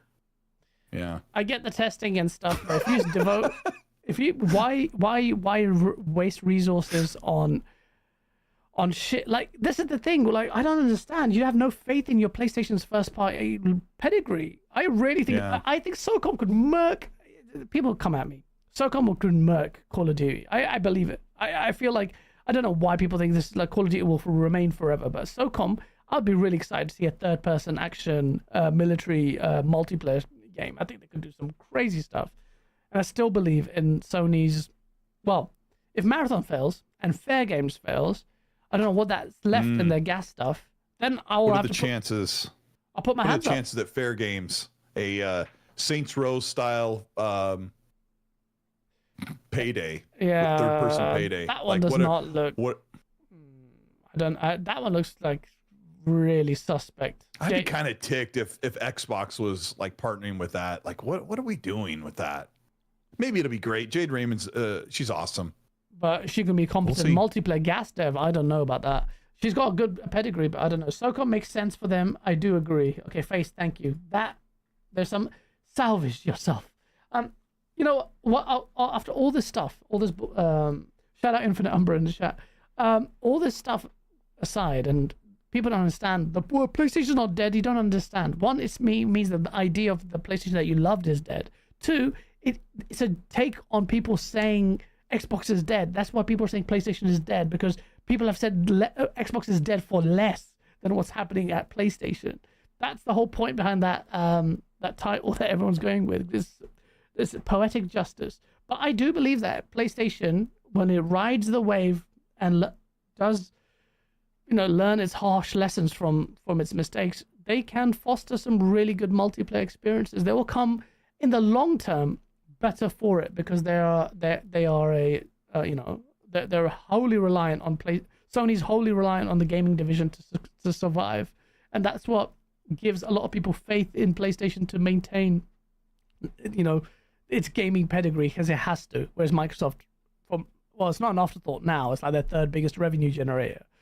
So now Xbox is taking it seriously as well, making these kind of hard decisions that we don't necessarily like. But we'll see, man. PlayStation, you state of play, you better be demanding more. And if I see anything like, we're getting your games anyway, and you don't demand more from PlayStation, and the state of play is dog shit, I will laser you. Then you've just become complete simps, because you were so ferocious last generation, sharpening your teeth with all these games that we gave you credit for, like I did on screen, and now you can't back it. You need to be asking for more, man. PlayStation games need to be demanding more. Like, stop with these TV shows. What are you doing in the first party stakes? Like, give us answers now. We're in 5th year or whatever in this jet. So it's really bad. Can we talk about first party for a second? Yes. Because when the Ninja Gaiden 4 thing got announced, like, people were so pissed because I tweeted out Ninja Gaiden 4 is an Xbox first party title from Xbox Global Publishing and is play anywhere. And everyone came at me on Thursday afternoon, and I woke up in the morning to hundreds of harassing replies, and one of them was like, this you? And way back 2 years ago, I had one reply on Twitter where I said Stellar Blade isn't first party, and I looked back and I didn't know that SIE was publishing the game. I just thought they money handed it. But I've been saying for 2 years, remember the graphic you got sick of me posting over and over? I've had that on there for 2 years, that Stellar Blade. I've corrected people 1 million times. I've probably said 100 times plus on Twitter that Stellar Blade is a first party title. You did. I disagreed with it. And they're just completely like, la la la la la la la la. They're just ignoring it completely. Yeah. I don't agree with your assessment. Or, you know what the funny part about all that is, Colt? Nibs, all the ponies, all of them, because PlayStation's roadmap is so dog shit, they were desperate to lump in everything as first party anyway. So that's why they're adding Midnight Murder Club and Lost Soul Aside to their listing. They did the same thing with Helldivers 2. They did that with Stellar Blade. So they were doing the opposite. They were doing the same thing you were doing. Helldivers 2 is 2 times the first party title. It's their IP and they're publishing it. But here's the best part. Because here's what Insomniac said. Remember Insomniac Games? They make Spider-Man and Ratchet and Clank and stuff? Yeah. They said before they were this is long before they were acquired. This was in 2018. They weren't acquired till like 4 years later by PlayStation. They said Marvel's Spider-Man is a first-party game. Sony published the game. We are independent. So they were telling me that if they don't own the studio, that it's not a first-party game, but their own Insomniac game said that it's if it's published by PlayStation, it's a first-party game. Phil Spencer said the same thing. First party's any game where we fund and develop the game and publish it. And you know what? So the same PlayStation guys, they don't listen to Insomniac. They listen to Phil Spencer more than their own freaking leaders. They were like, look, Phil Spencer said this is first party, so now this is... Yeah, but then they're like, but Phil Spencer's a liar. Yeah. And I'm like, well, how about... Well, here's Insomniac saying it. Phil only said that because they're acquiring studios. I go, that quote from Phil is in 2014, 10 years before they went multi-platform. I'm dumb. Yeah, you guys are... I don't want to be super biased because I already am, but I think PlayStation fans have to be the most low rent, low intelligence, dumbest, one-dimensional amoebas on the planet. Just a puddle of DNA oozing around and saying, PlayStation's here, Xbox is here. They just, I can't believe this stuff. And then they call me a dummy. They call me an artard. They call me all these names. And they just say all this stuff and say that I'm a liar and I'm dumb. I don't know what I'm talking about. And I'm literally going with the actual industry standard. And I wouldn't even bring it up if I didn't get harassed for 24 hours for being right. They're so dumb. I think it's so dumb that maybe, I don't know if there's like, maybe I don't play on my PS5 enough to know if like maybe the liquid metal oozes out some type of chemical compound that goes in their brain, starts popping cells. I haven't figured it out. But they're so dumb. Yeah, I agree. Hey, and hashtag be nice. You'll never see me insult or call someone a name ever, unless all you have to do is look up. If you see me call someone a moron or an idiot or anything like that, just look up, just scroll up and see what they said to me. Oh, they called me a clown, or they called me a liar and a loser or artard or whatever. It's every time, because I'll be totally cool with everybody. Like Radimus Prime's like, Colt doesn't like me. I don't even know. I wouldn't even have a problem with him. But it's video games. Why are you doing this? You're wrong. Take the L and walk. It's over. Yo, man, that was a beautiful rant. And Fernando proved the single, just one mitochondrion crawling around on a petri dish. Fernando Rojelius is one of those. He says Cope Eastwood. Fernando is that always is exactly in my what I'm talking He's about. always in the comments. He's like, PlayStation better. He's basic drive-by troll. PlayStation fanboys are the lint under a Neanderthal sack, says Richie. Fernando is so dumb. This is how dumb he is. He says Colt would not crash like this if Astrobot wasn't Game of the Year. I loved Astrobot to death. I think it was one of the greatest games that came out last year. This is how unintelligent you are. He's just like this, just oozing off the tube sock. That's all he is. And I love him. I think he's great. And Boozy the Clown says, I think Colt's about to finally swear. Yeah, maybe. Do it. What the fuck? It's Colt. It says Zeno White with the fire £2 super chat. Oh no, it's Colt. It's Dark Colt. Cord Waiter says, Colt, go drink a Coca-Cola. Coca-Cola. And I get it. Like somebody with 124 followers is like, why are you getting so mad, bro? Why are you getting so mad? It's like there were 300 other of you like that came like dragging your knuckles in. You're like, this you. Remember when they did the this you at the Death Stranding thing when I was making fun of fanboys who were bashing Death Stranding, a game I liked on PC? Yeah. This you? I'm like, you can write. Now show us you can read. Yeah. You fudge sickle. Fudgesicle. What do you think? There's my swear word. There's my swear word. You fudge sickle. You fuzz nuts. That's what my dad called me. Fuzz nuts. Shit, man. Yo, that was brilliant.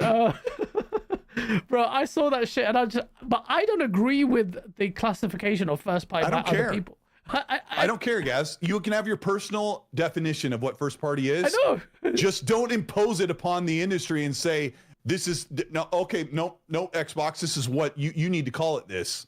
Or any fans who stand by the industry standard. Like, it's fine to say, oh, I personally feel like an exclusive means this or this means first party. That's fine.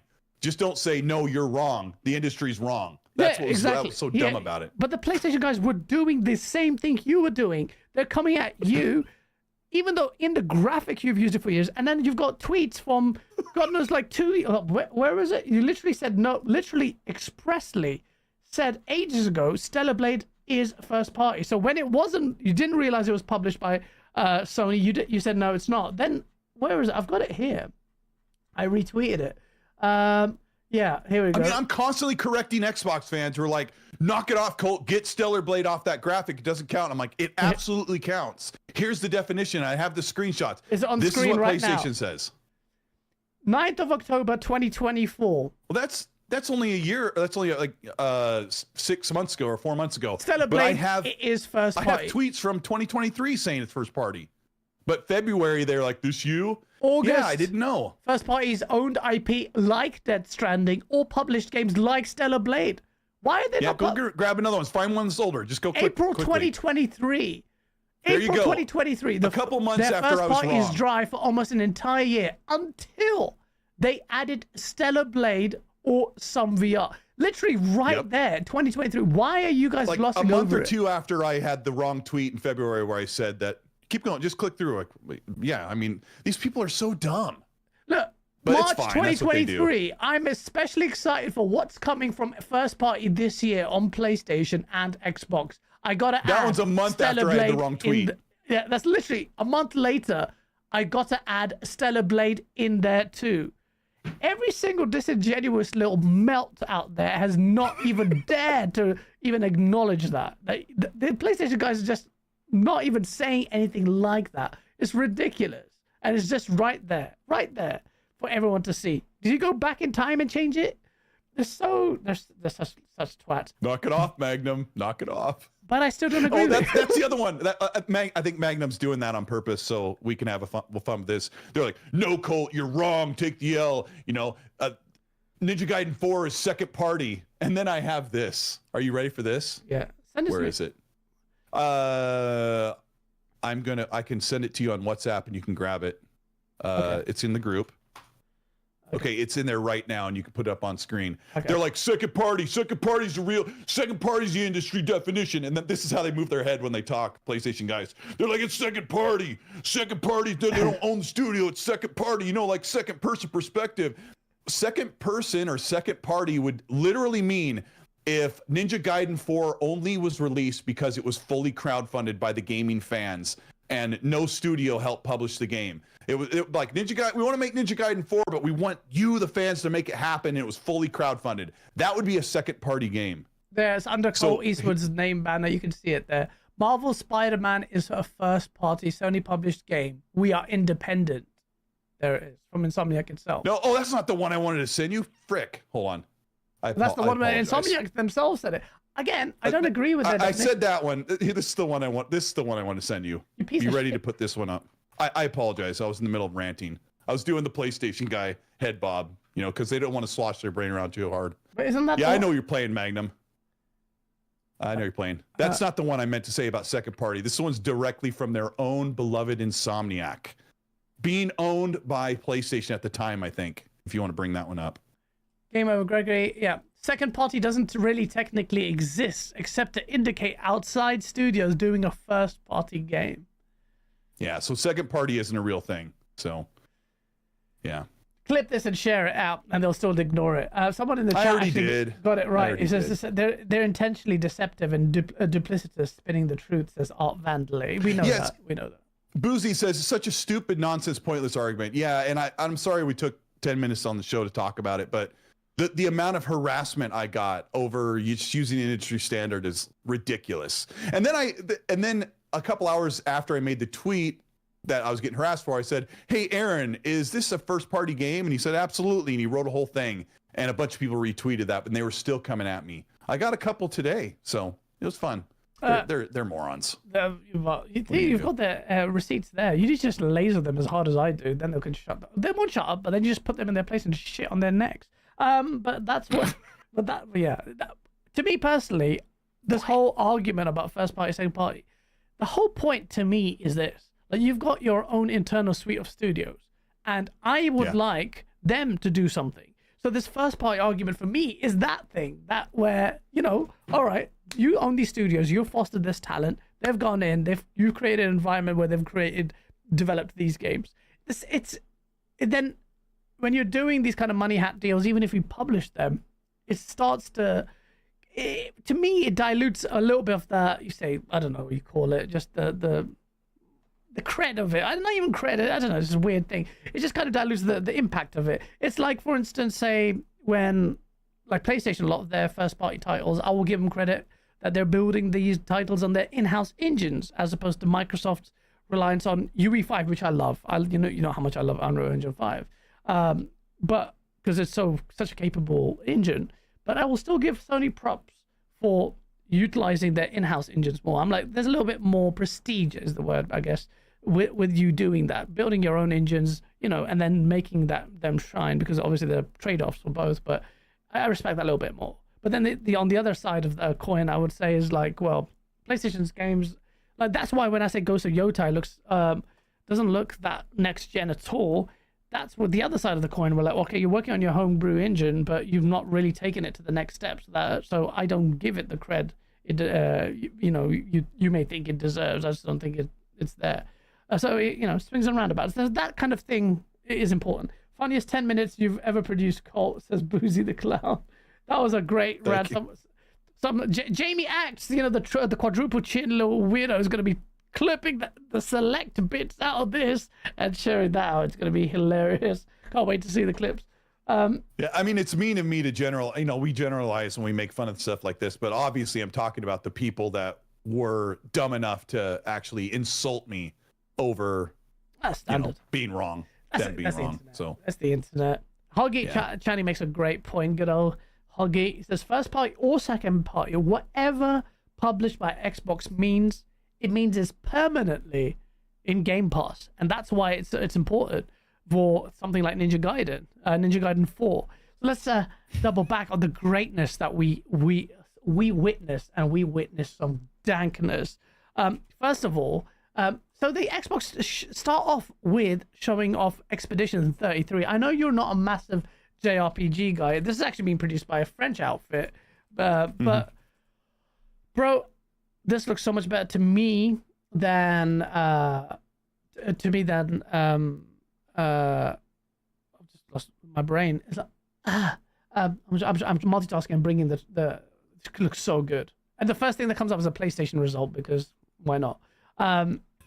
It looks so much better. They made a metaphor Refantasio, because I need to play that game. I need to play Lost Odyssey. Just RPGs are not ideal for me to play, but I'm gonna bring it up on screen. Bam, clear, and you're on camera as well, so you can see your face and the gameplay. Good. Yeah. I'll look down like this. Oh wow, that's amazing. Claire, look at that giant there, right there. She's like, the story is amazing. Claire Obscure's Expedition 33. Basically, that giant out there comes in every year and carves out a number. Like, it goes down from 34 to 33, and anyone aged 34 would have died when she wipes it out. So it's crazy. Like, now a society is now coming together to try and take on this massive giant. But anyone who ventures into that area where the massive giant is ends up never comes back. So now you're part of Expedition 33 that is going in. Look at the graphics of this game, man. Oh, it looks so good. It's double A. It's double A slop. Does it look like double A slop? Double A barf. What do we do? Look at that, man. Just looks incredible. It looks amazing. It looks so good, man. And this is a game I will play over, I think, Metaphor, because it just looks amazing. The story's got me captivated, and I love the fact that the developers, though their story was kind of organically like kind of the stories you would hear in the good days of developing, if you want to say, was a bunch of university students, really talented. It's like, I have a really good idea for an RTS system, and they're like, yeah, I've got a really good idea for like a story, and they came together and built a team together, and really hyper talented. Ooh, my face, and then there's Colt's face, and then there's the game's face, and yeah, it looks so damn good, man. Why is there a black screen there? Oh, that's the trailer. It's just they do that in trailers. Yeah. And it's just, the game just looks incredible. So you have this high octane, really incredible trailer that was showing off, and it's just so good. It looks amazing, and it's a really good get for Microsoft to put this in Game Pass as well. That's a crazy get, and really Microsoft's aware of, Game Pass is going to be this gas machine, and they're getting full-on massive RPGs in this. Microsoft's first parties are producing shit ton of RPGs. Then you got third party like Claire Obscure's Expedition. I pray this game is good, man, because I'll be really gutted if this game isn't. It just has so much potential. So that game, I don't know. Will you play it? Will you be? This is a game that you're gonna. Yeah. I don't normally play turn-based games, but turn-based games normally also come with heavy anime style, which I just have never liked. So this one I might give a shot and see. Like, there's some turn-based stuff in Metaphor, but I'm just like, that's the tone of the game just bothers me. Like, I just don't care for it. So Claire Expedition 33 might be something I'll give a shot. So yeah, I'll try it out. See if I end up loving it or liking it. We'll see. I think you might actually really like it. I mean, I also to kind of drive that point home, because I know it sounds weird and dumb, that there's certain like anime's really popular and I don't like it, but I played Coco Cucumber's frick, I forgot what it's called, like 2 years ago. It's like a 3D pixel thing where these kids are destroying monsters. Gosh darn it, I forgot what it's called, but my son and I sat and played it. We played almost the whole game, and it's all turn-based combat, and I really got into it. Yeah. But it wasn't an anime style game. I don't remember. Maybe the chat will remember what it's called. You're in a small town, and there's like these demons that show up, and you go through the empty school, and it was so cool. It was so great. I forgot what it's called. But I don't know what you're talking about. I don't remember. Anyway, Butt Chicken. Because the Game Adaptation Network. So I'm really excited about that. But then you went to this high octane, really well produced like trailer, and then you went into the pacing of this kind of like there was a bit jarring. Then there's South of Midnight, and I don't know if I am sold on South of Midnight, man. Like there's something like it looks really good, and visually the story looks good, the characters look really intriguing, but I'm not sold on the gameplay element of it. They showed a little bit of it, and it's not after the Clear Obscures one is high octane kind of like trailer going in. Was it Clear? Yeah, it was Expedition 33, wasn't it? No. Was it? It was Ninja Gaiden. No, it was Ninja Gaiden. I messed this up. And then it went right into South of Midnight. Ninja Gaiden. Like, yeah, go from Ninja Gaiden, which actually I need to go to that first. Well, we'll talk about this now. And then this came on after Ninja Gaiden, and it just didn't really. The pacing was just like, it was a bit deflating. It was like, that's a bit weird. But I don't know about this one, man. A lot of people really want it to be. I really want it to be good because I think it would be a really good story for and Compulsion Games. They're obviously very talented, but to translate that into a good gameplay experience with their artistic skills, it's going to be a bit of a tough one. And I hope they succeed. I think then Xbox will get a lot of flowers for giving them a second chance as well. So what do you think? Do you think this game is going to be dank or wank? I'm with you. I like the tone and the cultural location. All that stuff's really cool. The combat looks like stuff we've seen many times. I hope it isn't super difficult, but this is a AA game. It's got a cool art style. You can turn off the stop motion effect, so you don't have to see it run on twos. Yeah. Yeah, I don't know. I also like that you can traverse and move around. You can float and fly and grapple. So it'll probably be exciting. That'll be enjoyable. But I have low expectations for this, and I'm not like a PlayStation fan. I'm not asking for them to cancel it. I think it's gonna be all right. Yeah. Who knows? Yeah, I hope it is good. I mean, I'm watching the trailer now with you guys in chat, and it looks really beautiful, man. Like, you make something so beautiful, man. It's just such a shame if it doesn't smash out of the park. Then there's a lot of like soul that's gone into this hard work, and I know that that team there, that they are desperate to prove themselves, and this game looks great. I don't know. Maybe it's me just erring on the side of caution after everything that happened with Be Happy Few. And I just don't want to jinx it. But it just, looking at it now, it just looks so good. It just looks so good. It does look good. Look at the visuals and of this, I'll probably man. be able to. This is an Xbox first party title. It's insane. Wait, what does that mean, first party? It comes out April 8th, so I'm assuming that I'll be playing it or previewing it soon. So if I do get hands-on with it, I will let you guys know what it feels like. And when I make preview videos, like I usually cut 50 to 70 bits of the game into the video so you can see what it offers, so you're not just watching one continuous long thing, watching a character walk and go talking. Some people will do that. I try to cut everything so you can get as much eyes on with the preview, but we'll see how it goes. I want it to be good. Chat says Brandon says it looks good to me. It looks incredible, but just the gameplay, I just want to nail the gameplay. There's a problem with Be Happy Few. It looked amazing, the gameplay. I'm just trying to err on the side of caution there. I would want to be pleasantly surprised. I feel like I'm the same with Avowed as well. Like, but you shared. I'm gonna bring it up actually on the stream. Really good.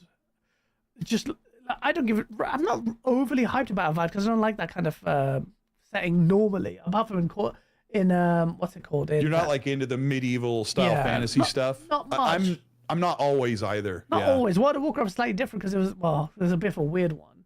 But like Kingdom Come Deliverance is going to be completely amazing, and I just can't get into it. Dragon Age, Take these, my Dragon's liege. Dogma was good. That was Dragon's Dogma was great, but I normally don't love that stuff. Yeah. Yeah, and where's your? I'm looking at your replies because you replied to. Are you looking at my screenshot? Yeah, Of the character. Yeah, it was really good, man. It looks Let me see if I can get it to you quicker than you can find it. I'll try and hurry up here. There's your. You got it? Yeah, here's my godlike from Avowed. It actually looks like my dad. I think it looks like Mag when he had a stroke. If he had a stroke, sorry, when he had it so bad. That's terrible. As you like go over my Doug eyes. Yeah. Wait, go back to that picture again. Where's he gone? There it is. Let me see it. Bro, keep that there. Keep it there. I can't do it on my yeah, go. Bro, that was sick. Bro, what is this, bro? What? Whoa, that was so random. Oh, it's Alex brushing his hair. What is this? What is that? Oh my gosh. Yeah, Josh sent that. His editor is like, can you make your character bald asking for a friend?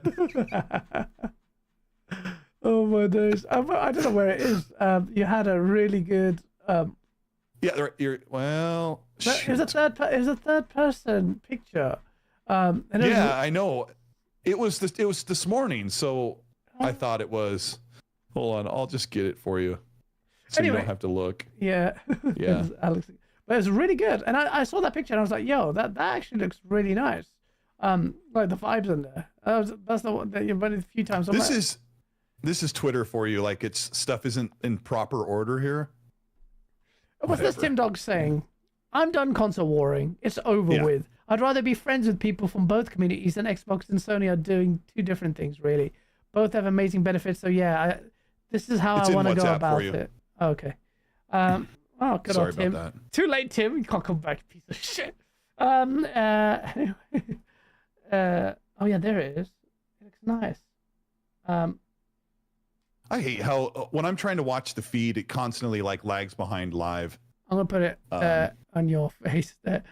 Yeah, like it's you can't see it, it's a tiny box. Everybody stole that picture, even websites, like so many people thought that was an official Obsidian Entertainment image. Yeah. I'm gonna pan it like cinematic. Look at it.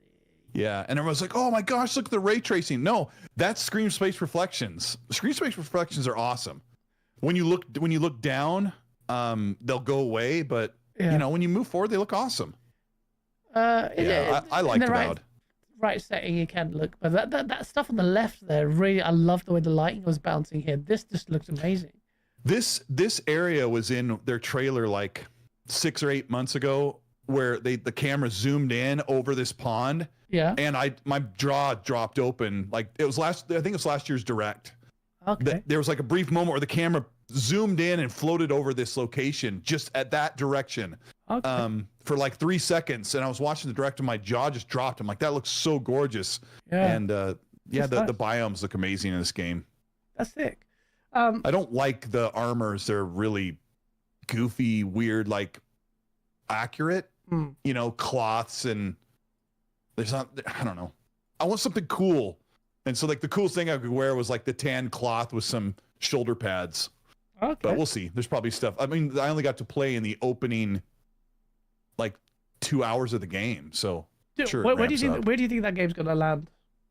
High 70s maybe. Knowing Obsidian, probably 78 or an 82. It's somewhere in that range, I would think, unless there's something like patently wrong with pacing and the story. But people love the Pillars of Eternity thing. This is the Pillars of Eternity team. Yeah. Those games are turn-based, and I don't normally play them, and they're third person, like orthogonal or whatever, or not orthogonal, isometric.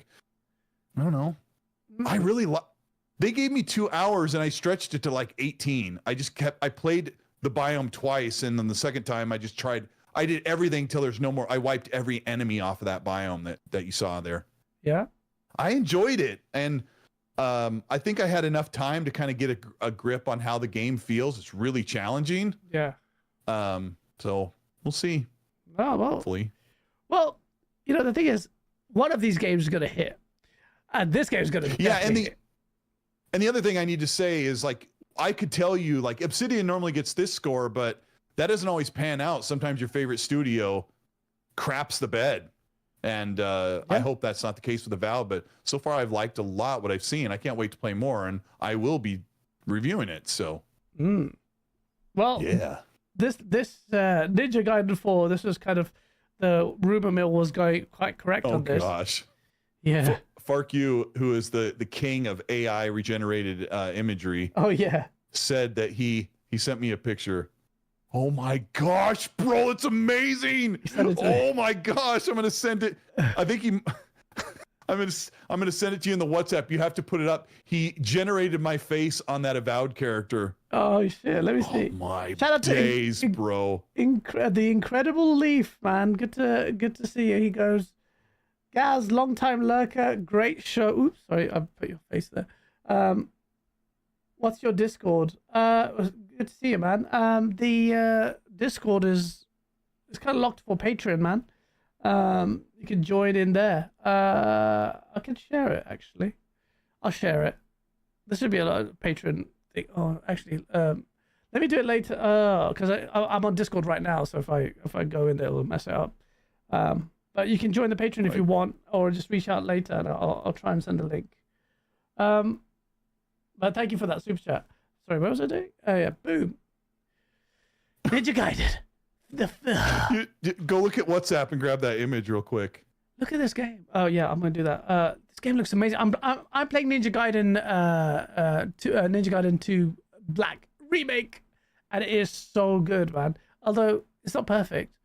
Look at this. Oh. This game is amazing, bro. You need to try it. I've been playing. I've been playing Black too. Yeah, that's this one, right? Or is that 4 on screen? This is 4 on screen. It's kind of hard to tell because they both look very similar. Well, once you play it, yeah, because UE5 isn't it? Because it had a UE5 upgrade, but this is just looking sick, and you've got this other character as well, which Ninja Gaiden 2 also has different characters. But Ninja Gaiden 4 looks dank. It just looks so sick. It looks so good. Chat, this is Cole Eastwood. Look it up, bro. AI is crazy full screen, now. That's good enough. Yeah, it's amazing. That's crazy, bro. Look at that. Yo, that's crazy. AI is mad now, man. It's making memes. Real memes. Man, when we first started with Midjourney, we peed ourselves laughing because it was so awful and in its genesis. It was so bad. Bruh. It's crazy. But Ninja Gaiden... Sorry, go on. Yeah, sorry. I have that recording of us on Game On Daily like 3 years ago. It's still on my phone, and I'll happen upon it and just start laughing like forever. Oh, man, that was hilarious, man. And Erica and Asa were like, what? What? Why is this funny? Yeah. Asa had the same facial expression he always has. Mm-hmm. And Erica was like, Erica was like, I'm leaving Twitter. Yeah. Oh shit. But yeah, man. So yeah, Ninja Gaiden come out, Ninja Gaiden 4, which is, and this is where Phil Spencer gets his flowers, man. He's been going to. This is because of Phil Spencer, really. He bought. Microsoft's publishing it. Did he bring these two teams together? So Platinum is working alongside Team Ninja to make this, and that's a really good kind of matchup because now this Ninja Gaiden is going to have the fast pacing along with the ultra violence. It looks really good. It's a game that a lot of people have been asking for, and Microsoft had the foresight to publish this game, which means that it's going to stay in Game Pass forever, which is great for as long as it's sustained. And it's good, bro. Like we always say that Xbox have a bad eye for partnerships, right? And then they look at it and look at what they're doing in Japan. The metaphor, like Mighty Keith was crying. Mighty Keith, that piece of shit pony. Not one thing did he say about the 10 gas games being cancelled. He didn't even open his mouth once. Him and Jeff Keighley just like. Zzz. But Mighty Keith's the biggest Mighty Keith pony laughed piece of at the shit. Stellar Blade thing too.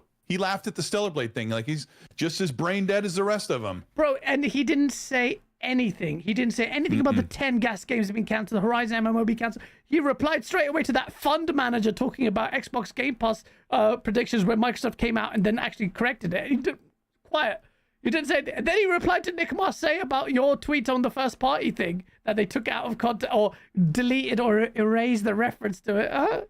Hey, Mikey Keith, bruv, why do you pretend not to be the pony you obviously are? You're playing yourself on screen. At least I can admit that there's layers to you.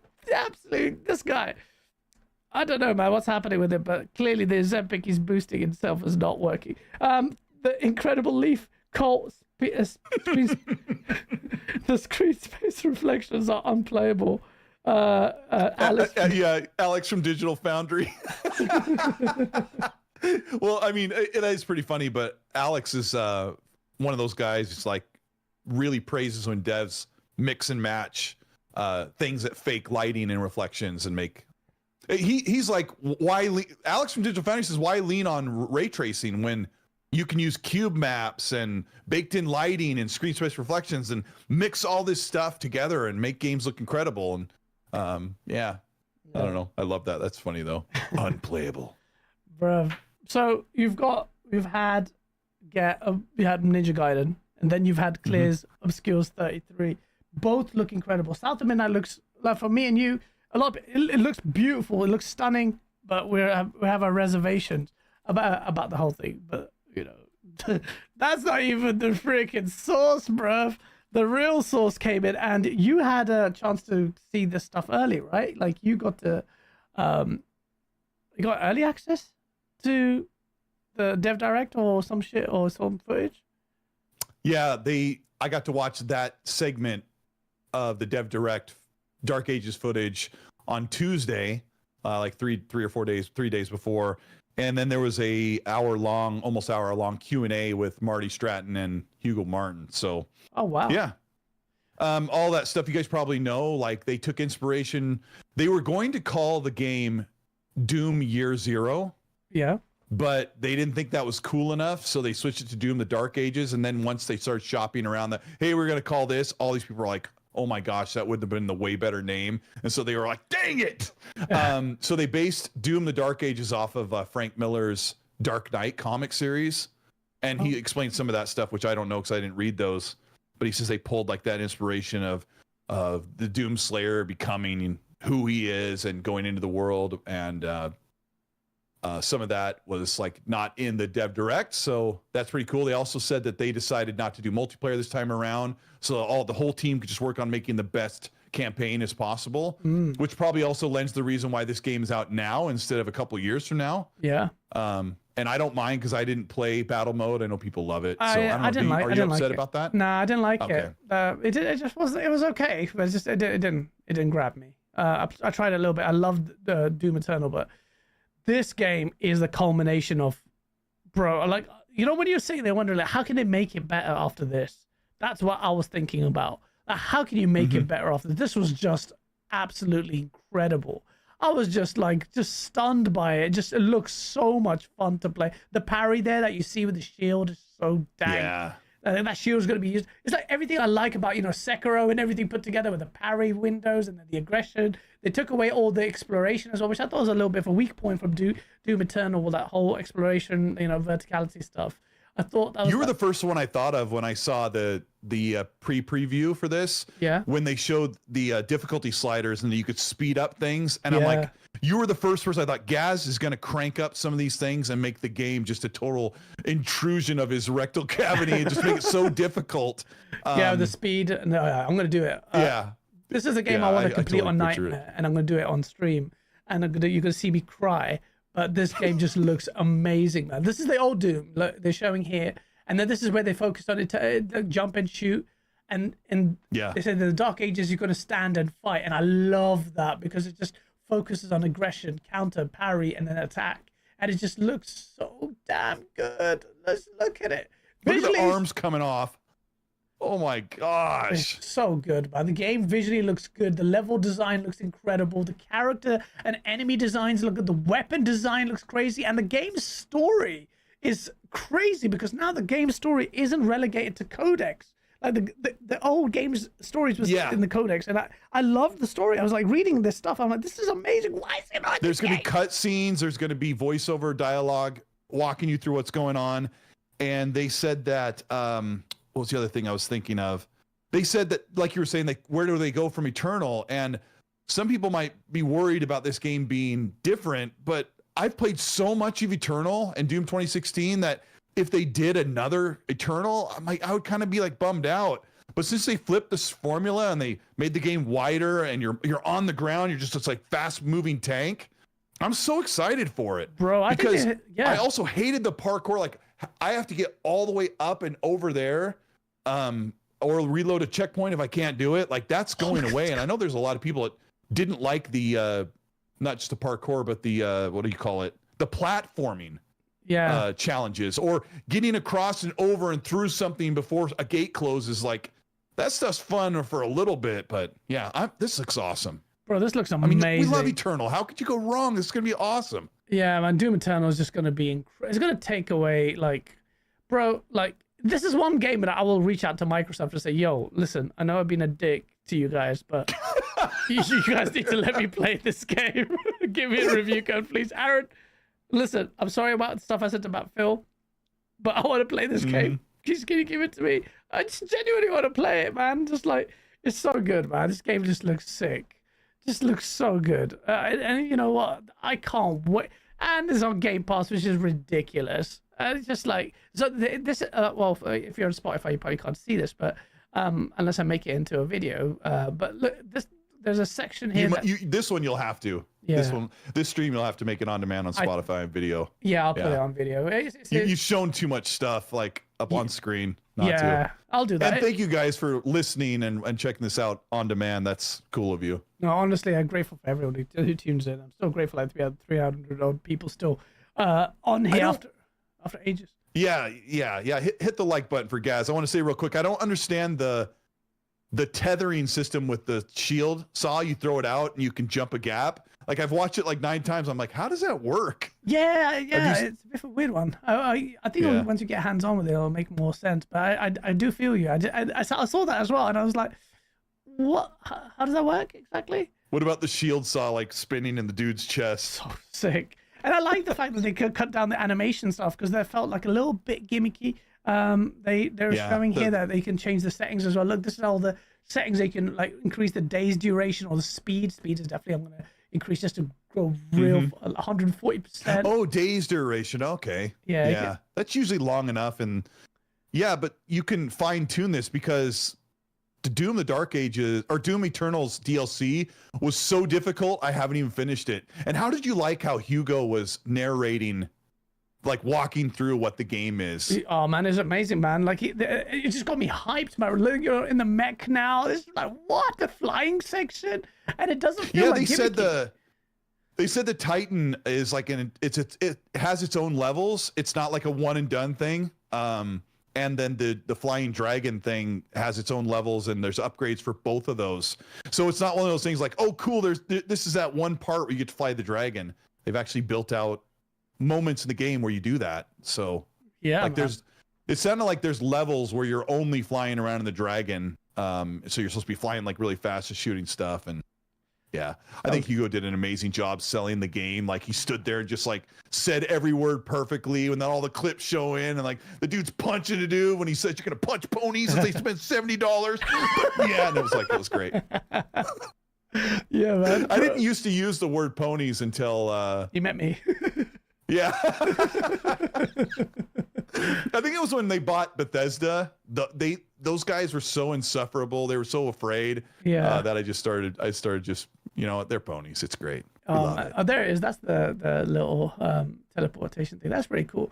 This game looks incredible, man. I can't wait. And so it gives you like a jump boost or something. It doesn't like teleport you. I can't figure it out. I think it just kind of pulls you in a certain length or something. But anyway, sorry. Good night, Scholasticus. Thank you for tuning in. Are you gonna make sorry, bro. Are you gonna make I could picture you making a whole Doom Eternal a video like breaking down everything we've I was seen just, and literally what to just, expect. I was just about to say that I'm going to actually make a video on this. I might put myself in the thumbnail and the armor just to be sacrilegious, but it's I love this game. I'm so excited about this game. This is a game of the year contender. Doing your face. Yeah.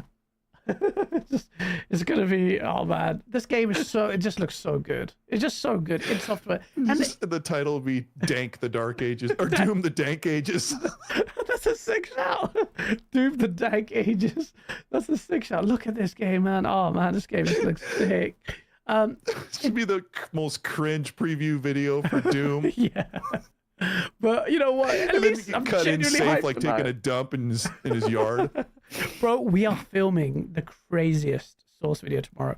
The amount of preparation that's gone for it is insane. We have so many props. Amazon dropped a box full of just props for this. You guys don't understand the planning that's gone into it. Wait till you see it. It's gonna be hilarious. But yeah, man, this game is gonna be this game is so dank.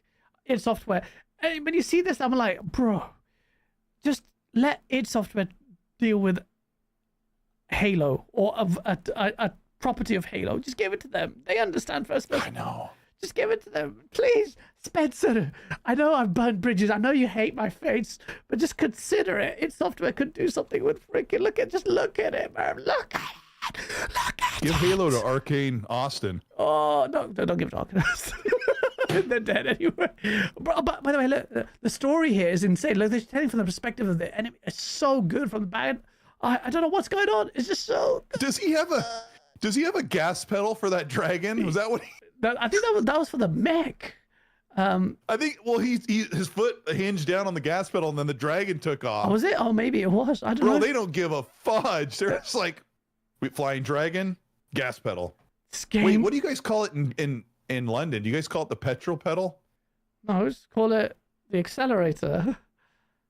Jeez, you guys make things so difficult. Oh my Just god, move because here. it has to be literal. Because for you American sidewalk. Sidewalk, because you Side- walk on the side of the road. Yeah. Wait, what do you guys call it? Pavement? Yeah, Yeah. we're sophisticated with beans. Hey, and... I've adopted half your language anyway.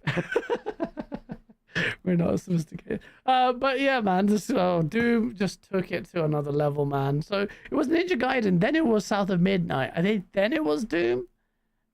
Claire and then Doom. Oh, Yeah, Claire that was and then it. it was Doom, No yeah. fifth game. No Final Fantasy 7 and 16 reveal. Nate the Hate was incorrect on the timing of that, as far as I've been told. Did he say So it was going to be sounds shown at Dev Direct? I don't think he said that. He predicted that it would, so I'm translating that announcement is coming at a different time. Probably And it seems like June. showcase. It seemed like a dumb time, like when he's like, they're gonna show Final Fantasy 16 and say it's available now to buy on Xbox. Doesn't fit into a Dev Direct at all because it's already developed, Oh. and Final Fantasy 7 remake is already developed. So, and Xbox isn't doing anything with those developers whatsoever, other than saying, "Hey, don't forget about us." So, I think that's actually a better announcement at Showcase. Like you see Final Fantasy 16 trailer, and then they're like, Final Fantasy 16 is available right now on Xbox and coming this holiday, Final Fantasy 7 remake from 2019. Remake? That's what I think is going to happen. The first Final Fantasy 7 Remake on entry. It's coming to Xbox and this year. That'd be crazy. I can play on PC now, but yeah, shit. Yeah. And And then Rebirth? Rebirth is coming a year later at the holiday, 2026. And then by the end of the generation, or I think it's the end of the generation, I think that the third Final Fantasy 7 remake entry would launch on PlayStation and Xbox same day, unless PlayStation paid for exclusivity, which they probably did. So who knows? They're gonna clip me. He said it was gonna be exclusive. Still plays on first party. They have to walk like that because they haven't wiped. Okay, go ahead. I'm seeing it back on stream. Looks so funny. I know. I know. I just saw it. Yeah. So yeah, someone said in chat that Nate the Hate said Starfield is going to come back last year. Starfield is going to definitely come back. Come to PlayStation this year. I think it's this year. And Phil Spencer just was asked about this whole thing. I think he double backing on that topic about Xbox. I don't know why. I saw a lot of people shocked again for the same statement that Phil Spencer made again. And I'm just like, look, it was bad when it happened when they said no red lines. There was an argument to be raised. Well, you said, okay, now Halo is going there, because that's what you basically were saying. So then, yeah, you can definitely make some noise. And I saw some of the damage controlling, even when they said no red lines. Oh, we've already heard this before. I'm like, no, don't be a blind bot then, because this is different. No red lines is now taking it even further. Now we know nothing is off the cards. Everything is coming. But then yesterday, as part of who are they? Apparently, what's that? Gamertag Radio. Gamertag Radio with Pearce and Danny Pena.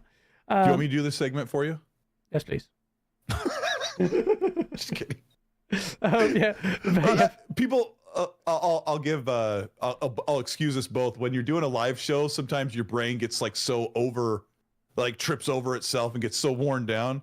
It's really hard, I'm chat. just kind of trying to help. Especially if ADHD and you're looking at chat. So we have to look at chat to I know. I was trying to talk and I was pulling up a graphic and I said Xbox instead of PlayStation like 19 times. Yeah, it's really hard. And if you misspeak, someone will actually clip it and just content creation is hard. What you mean though? Especially anyway, so Phil was on Gamertag Radio to celebrate their 20th anniversary with Danny Pena and Paris Lilly, and asked them some very pointed questions. What was the one you were going to talk about?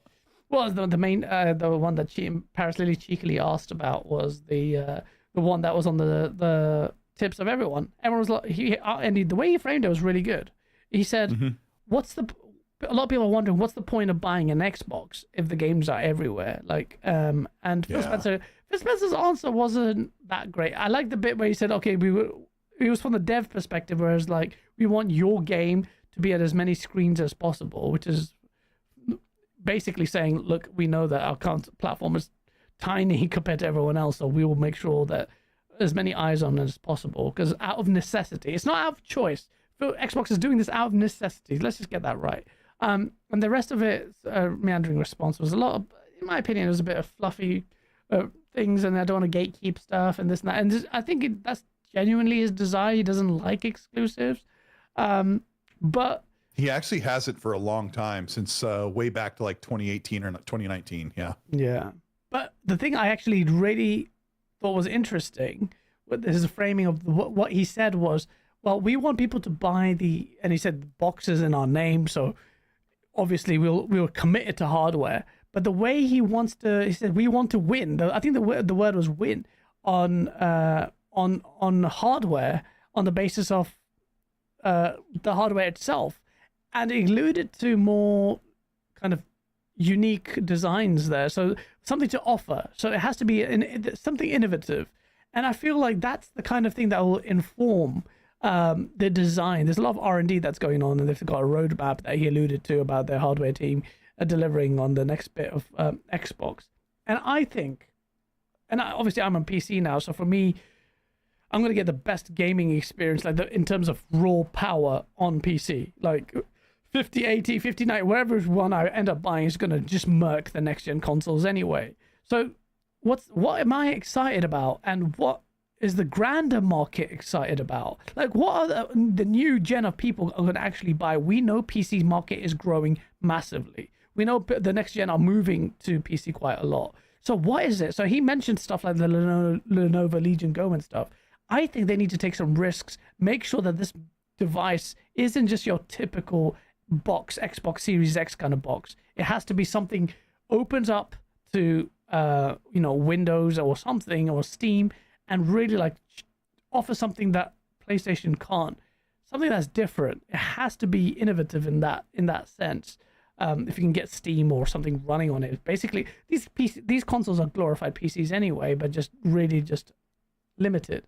But he also alluded to having the Xbox kind of closing it off a little bit. He said that some of the stuff you don't want it massively open, but having this Xbox environment in their devices. And it just feels like they're trying to, I don't know. I'm very intrigued about what they're doing. He seemed to allude to something that is very different from your standard box, like a console plus, almost like adding some PC functionality, Windows stuff in there, just to leverage the position. I think that's something they should absolutely do. But if they make if it a you're- hybrid device, that's the only time I'll buy it, Colt. If it's like a hybrid mobile something, then I'll be really interested. I might buy it. Yeah, all I mean, anyway, but yeah. if you're watching some of my videos, you'll have a pretty good idea of what next generation on Xbox will be. Yeah. It will be a very powerful console that also has access to Steam, Epic, Ubisoft games, PC games. It will be mostly powered by AI like FSR4. It will be so the future of console hardware with the PlayStation 6 and the next Xbox will be increased graphics power, but mostly the heavy lifting will be done by generated pixels so that performance can be done with the raw hardware, which is really cool. And it'll be future hardware so games can move forward. But the thing that will be different is that Xbox will also allow other companies to make their own Xbox. And it might not have an Xbox logo, but it'll be certified by Xbox. It'll be able to have the Xbox Universal Windows Xbox dashboard on it. It's a really cool future to think, I'm done with console. I'd rather be on PC. But people that love to buy pre-builds like me, when people make fun of them, I'm like, go ahead. I'm having so much enjoyment and so much value out of it. I don't get the whole pre-build thing. Case, I don't understand the snobbery behind that, by the way. But yeah, and I'm very busy. I do not want to spend the day building a PC. I've done it before. Why do they make fun of it? Anymore. I don't understand that still, by the way. Because you pay extra to have a pre-build. Oh, you're paying premium for it? Okay. When it shows up, you take it out of the box, you remove the styrofoam, you plug it in, and you boot up Windows and start setting up Windows and install your programs. You go, it's fine. Do whatever you want. But imagine my PC case is like this big. Okay, it's gigantic. Imagine having a smaller, nicer looking PC that everything just it's just mostly like a console. Because think about how much time if you're going to game on one. I don't know. It's a weird future to think. The Steam box, the Valve Steam box, Alienware box didn't take off, but times are different.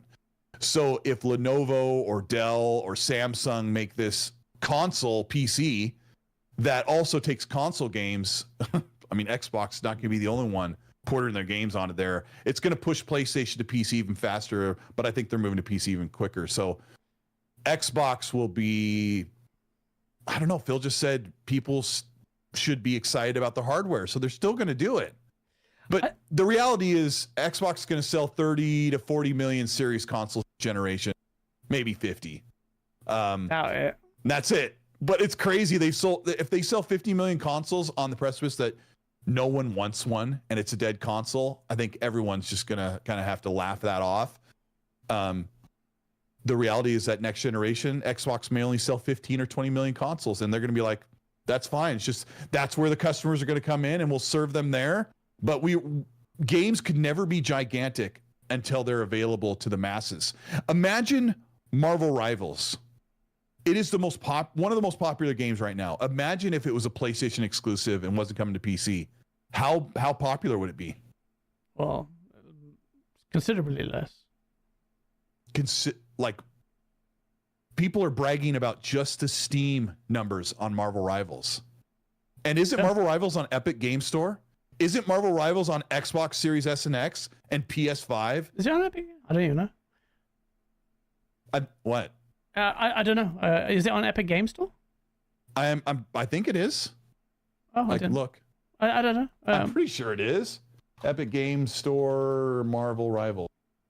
Yeah, download and play for free. Oh, right. Okay. Yeah, so everyone's like, oh, look at Steam numbers doing so great. It's like, it's also on Epic Game Store. Well, of course, there's way more people on Steam, but yeah, imagine Sony's like, we've got this idea. The Marvel characters is like Overwatch. The animations are incredible. It's going to be so hot. It would help sell PS5s, but the game would not even be near as big as it is now. Yeah. And we console war about the console units and who has the most popular console, while the rest of the industry is like, this is what we want. We want what Marvel Rivals is eating. Yeah. Yeah, in terms of devs, yeah, no, absolutely. I think Xbox, they have an opportunity with the console to really, they can't just play it safe and have a pretty conservative device. We got BT Maverick, thank you, with the $2 super chat, because hopefully it's not just an OEM reference design. What does he mean by that? Like, I don't know what that means. Sorry, BT Maverick, can you just embellish on that? Can you just expand on that point, please? I just don't understand that. What's up, Sir Bravian? Sir Bravian's in the chat. How you enjoying your Xbox? I heard. Wait, what's his username? Because I see people shout him out. Oh, there he is, Sir Bravian. Yeah. Yeah. What's up, bro? Yeah, good to see you, man. He's enjoying his Xbox. You joined while it died. No, you joined while Xbox is actually, bro. He joined at the right time. Think about it. But this lucky piece of shit, I swear. He comes in, being a pony for ages, jumps into the Xbox, and boom, Xbox has incredible Dev Direct. PlayStation's 10 games are getting cancelled. You picked the right time to join. They have double the roadmap, and here's the cool thing about Sir Bravian. Yeah, he's now playing a lot on the console that's not as popular as the other one. But he's on the console that offers him the best experience. He's loving Quick Resume. He's got the incredible controller. He's got Game Pass. He's got all these things that if you decide to stay with the most popular regular console as the PS5, he wouldn't get those things. And so he's out here shouting from the rooftops like, I'm playing Gears, which PlayStation doesn't have. I've got Quick Resume. I can pop back and forth. I've got the better game DVR if I want to make. You need to put some gameplay on your videos, Bravian. I know he does a lot of the camera, but throw some gameplay over the top of that in a couple spots, bro. Show us what you're playing. Show us you sucking at Gears. No, but yeah, he's cool. He's cool, bro. Yeah, no, absolutely. And so, Bravian goes, I'm drowning in games, bro. I'm sure you are. You're gonna be drowning even more, bro. You get smash that backlog. I'm still suffering from it. He's actually doing the mature thing too that most fans that we hear about often don't do, where he's just like, I went over and played on this platform and I'm having an absolute blast of a time and I'm enjoying it on a platform I didn't think I would like. Like that just shows so much maturity where we should just be playing games. Like I was loving playing on Astrobot because PlayStation didn't have a lot in 2024 that I wanted to play. And they gave me Astrobot and I freaking loved it. I was having such a great time. Xbox guys are like, why are you playing that kitty game? Because it's amazing. It's a great game. Still don't think it deserves Game of the Year, but it's an amazing game. I enjoyed it. I just needed more of a challenge in that game. Read Incredible Leaf's comment there at the bottom. I love it. It's also the console with the most entertaining community. PlayStation content creators are boring as fuck. It's fact. Most of them are. And when the ones that are interested, their YouTube channel dies. But yeah, like... It's true. The Xbox community is always shat on it. I don't know. PlayStation guys try to deny it, but they know it's a fact. Like they know it deep down. They know it. The Xbox MBG said that he's gonna sub to Game Pass because obviously there's enough games there where he's done the math. He's like, I can just get Game Pass for half a year and save half my money. So MBG's another one of those guys. Like he used to play on Xbox. He'll go have a good time on Xbox for a little while. Or on Game Pass on PC, and he'll just enjoy the games. That stuff's cool, man. Bro, MBG has been back in PlayStation for so long, and his time, he has not enjoyed his time as a PlayStation fan since whilst I've been aware of him. This entire gen, I've just seen him miserable as hell. Yeah, he came into the PlayStation community. He flipped over in like 2018 or 2019, and then PlayStation generation started and you got remaster after remaster, remake and remaster. And hey, remember Ghost of Tsushima? Yeah, here's director's cut. Thanks. Remember Death Stranding? Here's another one. Remember The Last of Us Part 2 remake Part 1, Part 2? I don't even know which one's on which now. That's just like it's like Final Fantasy names like Last of Us Part 1 Alpha 3 times 2.27. Oh, it's crazy, man. But Shout out to Brandon B. 100% facts. Love this community. Yeah, we do too. It's true, man. It's so much just better. It's just nicer to deal with. I'm an antagonistic character, so I get on with the ponies quite a lot because I like to give them shit as well. But they think that because they're so feral that they can get away with this. So I just like to cock slap all of them. You can't get away. Not with me, bro. I'm the worst nightmare. I'm sorry, bro. Other people can just rinse you hard, but I'm gonna murk you, and it's my mission, bro. You don't get immunity. They're begging me. They're begging me to stop platform warring. Do this, stop this, bro. You don't get some PlayStation fan said today that he was potty training his kid. Nick, and what did you say? Oh, that's. I didn't remember what his name was. Nick Massey, bless him, man. And actually, I was thinking about that. I was like, I'm so bad. I should have been saying happy birthday happy second birthday to your little one. And instead I console ward because Nick Foster, you're a piece of shit. You deserve the Merkin. What did you say? tell his fine audience what you said when he says, my son is 2 and I'm going to be potty training him. Wait, let me bring it up, man. Wait. I'm just gonna. You are the worst. Oh shit! Wait, no, what the hell is that? That was it. Oh, look at those arms. Oh shit! Look, that stuff recommended to your YouTube. Wait, let me bring that back up again.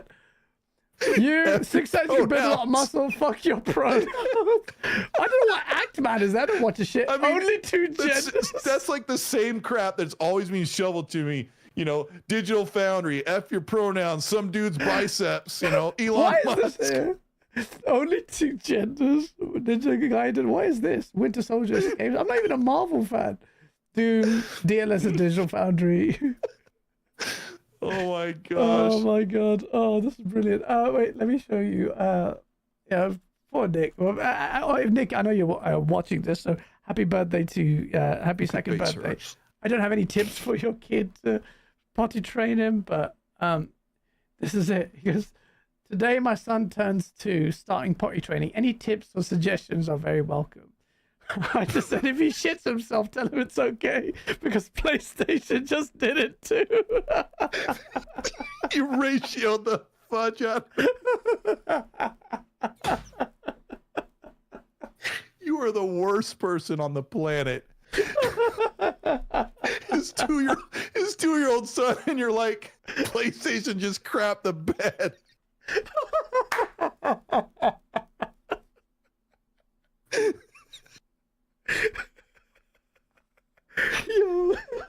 Someday you are going to be a father, and this is you sow. Oh my god, I'm going to be covered in shit. I hope your son walks in at 1:30 in the morning and takes a Concorde right next to your bed. Concorde right next to my bed. They had the audacity to make fun of Redfall when their game couldn't even last 10 days. Oh my god, and it costs like twice as much as Redfall did. Holy man.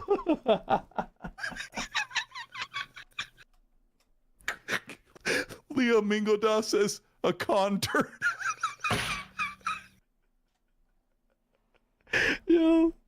Oh my your camera's completely dead, isn't it? I changed it. Oh, you're plugging it in? Oh my days. My face hurts. Oh man. Oh shit. I'm sorry, Nikki, man. That was I'm lying. Oh my gosh. Oh man. Oh shit, man. He's been begging me to stop console. I'm not doing it. I'm sorry, Nikki. I'm gonna be your worst enemy. Mag, my co-host of the podcast, said that he made a New Year's resolution to stop console warring, and he hasn't like since the year started. I'm like, what the crap, bro? That's the fun. Like this part. is what keeps us alive sometimes. Yeah, man. This is the fun. That's why I just make have some videos on it. fun. Like, yeah, you don't need to. This kid has more hair, Historian Gray. Oh no! Come on. No, it's probably true. Stop though. it. It's true. You know it's true. Shams with a £2 super chat. Happy birthday, guys. Thank you, Shams. Remember how long that went on our podcast Oh together? my god, every time. And people thought, oh, Gaz is just playing it because he wants the super chats. I was like, stop it. I don't know how to tell you to be. I didn't want to be rude because they're giving super chats. I'm like, stop it. BT Maverick 707 with a 5. Basically, they don't make their own consoles anymore, but they just like to give out their OS to third parties. OEMs like Asus and Lenovo to make their box. Oh, I see. It's what Steam is going to do. So you're talking about BT's explanation? Yeah, so he's basically saying that they should just okay. palm it out. But yeah, no, I think it's going to be both, BT. I think it's going to be both. I think they're going to give out their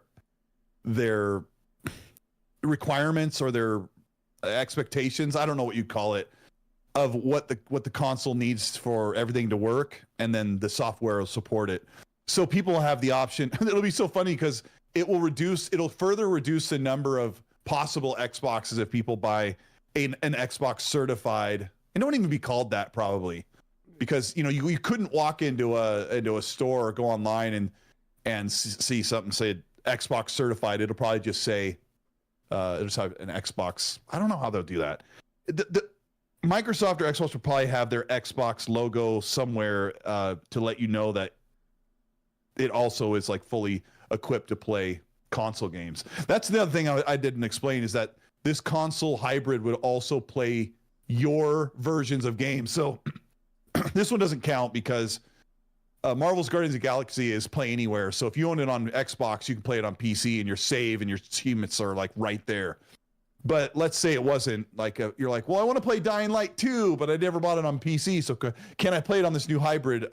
If Phil gets his way, yes, you would be able to. Like, I want to play Recore. Yes, you can. Like that sort of thing.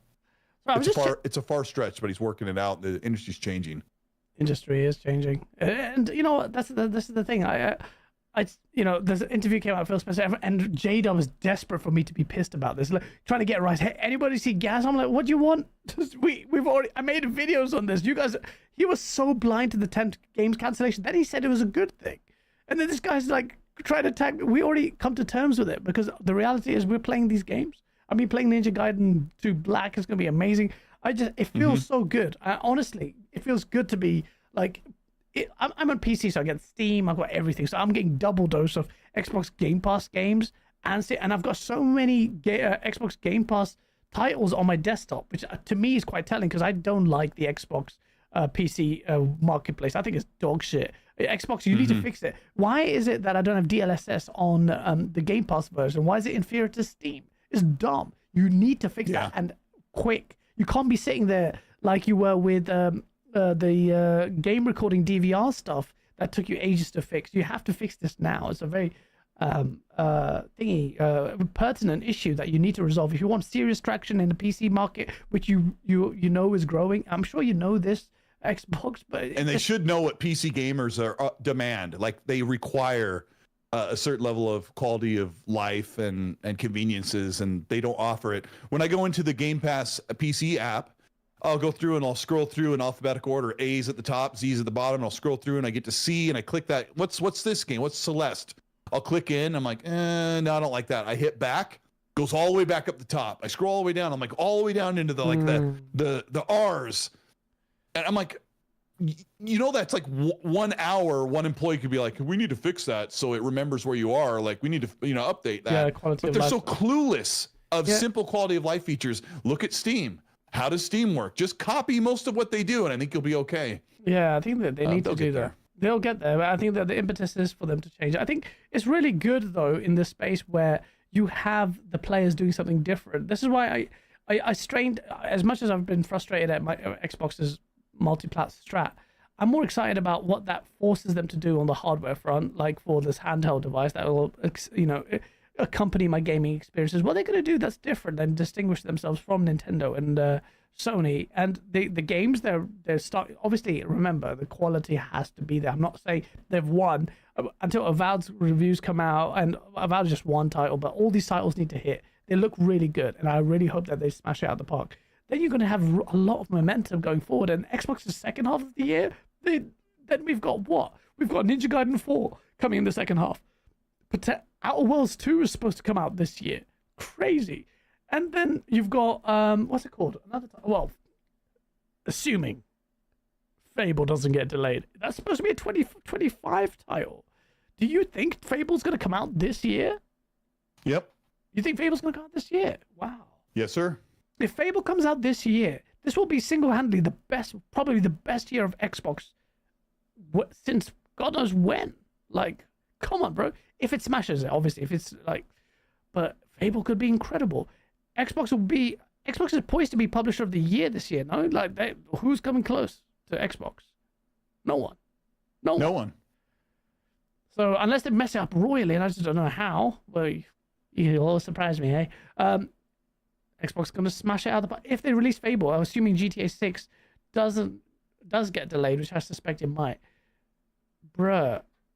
No. I don't think so either. You don't think GTA 6 will get delayed? I think GTA 6 is going to make it as well. Dorian Gray, I think Clockwork Revolution gets its big, full gameplay reveal, which we already saw 2 years ago. We already saw gameplay, but I think we get the big reveal and the release window at Showcase. Oh, yeah? So that'll be 2026? Yeah. Yep. Next to Perfect Dark and... Perfect Dark, Gears of War. There's some murmurs about Gears of War 1 and 2 remake, and then Gears E-Day in 2025. I think there's going to be 10 games this year from Xbox first party. That's going to be insane. That's going to be insane. You basically have something almost every month. That's so crazy. Sure. That's crazy. You have nothing January, you have February, March. What was March? Nothing, right? I don't think anything in March. And then there's April. February, April, May, June, which I think June, my prediction is June is going to be the Oblivion remake. Nothing in July and August because nobody does. But actually maybe something in August like Outer Worlds too. September, maybe, I don't know. I heard Fable's like going to be in December, which is going to be dumb because it's like their Game of the Year contender and it's going to miss the Keeleys. Really? December? That'd be dumb. I think so. Yeah, it would be really dumb, but they're going to do it. I think they're ready to go. So, I mean, okay, Keeleys are just Keeleys, but still. Zion Bashir says, Colt, stop talking before people clip you and hold this to you. I mean, if a game gets delayed, it gets delayed, but I'm just giving you the best information I have and the best guesstimations I have. Yeah. When I'm saying these months too, like when I say Outer Worlds September, I'm just guessing. Yeah. Because you have to kind of figure out where they're going to land because they have Gears 1 and 2. Yeah. They have Gears E-Day. They have their Call of Duty. Oh, they Call have of Duty as well. Forza Horizon probably. Sorry, what? Forgot about Call of Duty. Yeah. It's a major one. They've got something almost every month except for March, July, and June. Maybe March and July. Yeah. Well. You know, you got October. October might be the Forza Horizon. Fable's going to fit in there in December. What's a right? Yeah, it's insane. I think Forza Horizon 6 is finally going to get shown, and when it does, it'll get shown at Showcase and come out that fall. If that's this fall, or if that's this year, I'm kind of banking on it at this point. Shit, that would be crazy. Yeah, you know, like last year, I thought that Fallout 3 remake was a thing, and I guess they were never doing it. So, but the Oblivion remake is all but nearly confirmed at this point by people who know what's going on. That's crazy, bro. Imagine. I don't know what the pony stables would do. Like, they could say, oh, we're getting your games, but they're not going to get all of them day one even. And even if they did, Game Pass is like, secretly they're going to get sub to that shit. They're going to get de-walleted, but I have to secretly wouldn't subscribe. be surprised if... Sorry, yeah, well, you're going to be surprised with what? I wouldn't be surprised if Fable is December, if it's late in the year and it lands in December, that might be enough time for them to be ready to launch alongside with PS5. But I'm kind of thinking they haven't said anything, so maybe it's not on PlayStation yet, but I think PlayStation Fable should definitely be stored as a time. There's no way they should release that at the same time. Come on, that's so dumb. Well, I think they're down to the wire trying to get this game finished. They've been working on it for a long time, and they're probably trying to hit 2025, so the PS5 port's out of the question. But you can't deny that if you want your franchise to explode, it's everyone can play it. Everyone is gonna be talking about and playing your game. And you didn't get that with Starfield. Remember, there was like millions of people talking about, oh, look at the ship I built. And it was like going viral that first week. Yeah. And PlayStation guys didn't have access to that. Nintendo didn't have access to that. So if Xbox starts releasing its titles on PlayStation and Nintendo, and these things are selling well because they're good games or whatnot, do you think that will add pressure on PlayStation to follow suit with Nintendo releases at the very least? I think PlayStation already knows they need to release games on Nintendo Switch 2. Especially by how it's capable to run modern games. So if that's true, then PlayStation will be putting their games, and they've already said, didn't Shuhei Yoshida say, we're fine with Nintendo? Oh yeah, no, we just don't. Yeah, no, but I think he said wherever there is computing, gamers will. That's the CEO. I forgot his name. Wherever there is computing, not Hiroki. It was actually someone else. As the who's that? Oh, it's the other leader at Sony. Yeah. I don't remember his name. Yeah. Wherever there is computing, people will be able to play their games seamlessly. Mm-hmm. That's coming from Sony. What Sony should have said was, will be everywhere but Xbox, because you know damn well that's what they mean. Yeah, exactly. Because they're not going to go to Xbox, and people are like, well, it's not fair. Where's God of War on Xbox? It's like, it's not a trade. Yeah, this is the penance that Xbox pays for being in last place. No one has to kowtown. What's the word? They don't have to bow down to them. Yeah. Yeah. They don't have to capitulate to the smallest thing. There's not much. That's the word. Yeah. That's a word. Yeah. Capitulate? Yeah. Because I've never used that one. Yeah, it's just like the third place. The games, they get maybe menial. PC's where it's at. Nintendo, sure. But if Xbox does something like really disruptive with a device that's really platform agnostic, that will just kind of blow away the idea of platforms anyway. Third parties like Square Enix have already said they're not interested anymore. The market has changed, and this is not just copium. This third party publishers are saying it. And I feel like if Xbox starts doing this, where they start making shit ton of revenue on software, why Sony's just sitting there with their gaming division, just trying to leverage and hold on to this idea of the box, the insular box, for so long? Then that's the kind of existential threat. But that only works if Microsoft just continuously has this onslaught of software that smashes it. And if Xbox does do it in a quick like succession of multiple titles in 2025, that's the kind of catalyst that at the very least Sony would be thinking day and date on PC. Like, what were you doing? Like, we're just sitting here. And Sony's Jim Ryan has already said, like, the console's not enough. Like, these guys said, they've themselves said it's not realistic. Their alumni from Sean Layden say that it's not realistic to just sequester yourself into just the console market. And now doing these stall delays to maintain the value proposition of your box, that is under threat when you have got a cash-heavy Microsoft just funneling and just blasting out just through brute force titles everywhere. Have it, take it. But when we decide, and they can stall games out until we're ready. They don't have to do they're not committed to PlayStation. They're like, well, if you want, we will get you our games, but it will take some time because obviously we're not committed like we are with PC day and date. That's what they will be thinking. So yeah, the market's changing quite a bit, and when you've got a really good roadmap and really good set of titles just facing in front of you, and then you've got Game Pass just kind of shitting on everyone else. Like, now the conversation has gone. A few weeks ago, if you used to like repping Game Pass, it sounded kind of stupid. I'm like, because nothing happened. Like, and it switched, and our MBG is signing up, and I tweeted out, and I just literally, and the dev director said, go try and make fun of Game Pass, and you'll look at the dumbest responses from people. It was just ridiculous. I did a tweet here that kind of blew up, and then you could see even the most ardent PlayStation guys couldn't argue it, and then they were just getting murked. Here it is. It's like PlayStation fanboys proudly announcing they are paying full price for Game Pass slop isn't the flex they think it is, and it isn't. And then Nick Massey says no, he tries to switch it up to not needing to buy another $500 console. But he obviously didn't even read my tweet because it's there. It's not Game Pass slop, and I explain it to him. And then You're confusing not needing to buy another 500 console with something else. I'm just literally saying here, calling it Game Pass slop and saying that you're going to you're going to pay full price. And then he goes, yeah, because he's acknowledging here, because it happened in the past. Nobody's calling it slop today. There it is, like from the most hardcore PlayStation guys saying no one's calling Game Pass. I've got loads of receipts, by the way. People still calling it slop. I'm sure if you just wrote Game Pass and slop, you would get 1,000 results. No, which is why I said but I've got tweets already. For like a video. that Green Giant guy. What's the name of that guy, Dave the Trucker, that has the inflatable alien? Mentally, He's like Star Field and Xbox slop. Yeah. It's just the that whole guy. idea of like Game Pass now.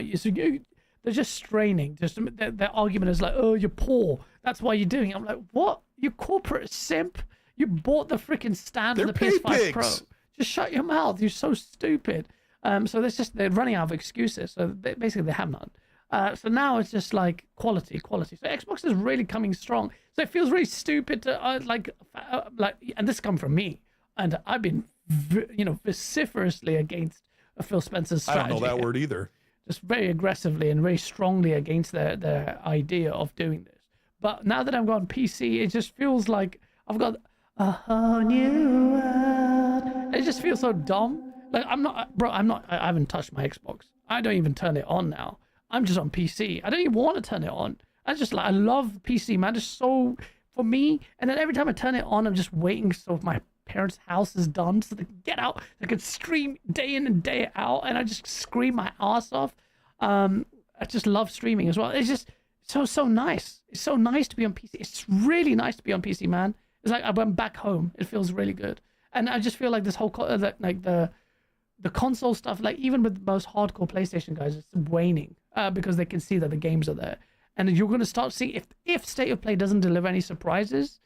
And then right now they're so starving that one good showing, one good game being showed off, will be like, yeah, second coming for them. But everyone knows, man, that they're fighting like there's a lot of posturing, and I feel like that. Yeah. I genuinely feel like that, and I feel like it's really exciting to be a gamer that gets to play Xbox Game Pass games, like an Xbox fan, Xbox as in whatever it is now, just this publisher, the mega publisher, and on PC, and you get to play everything.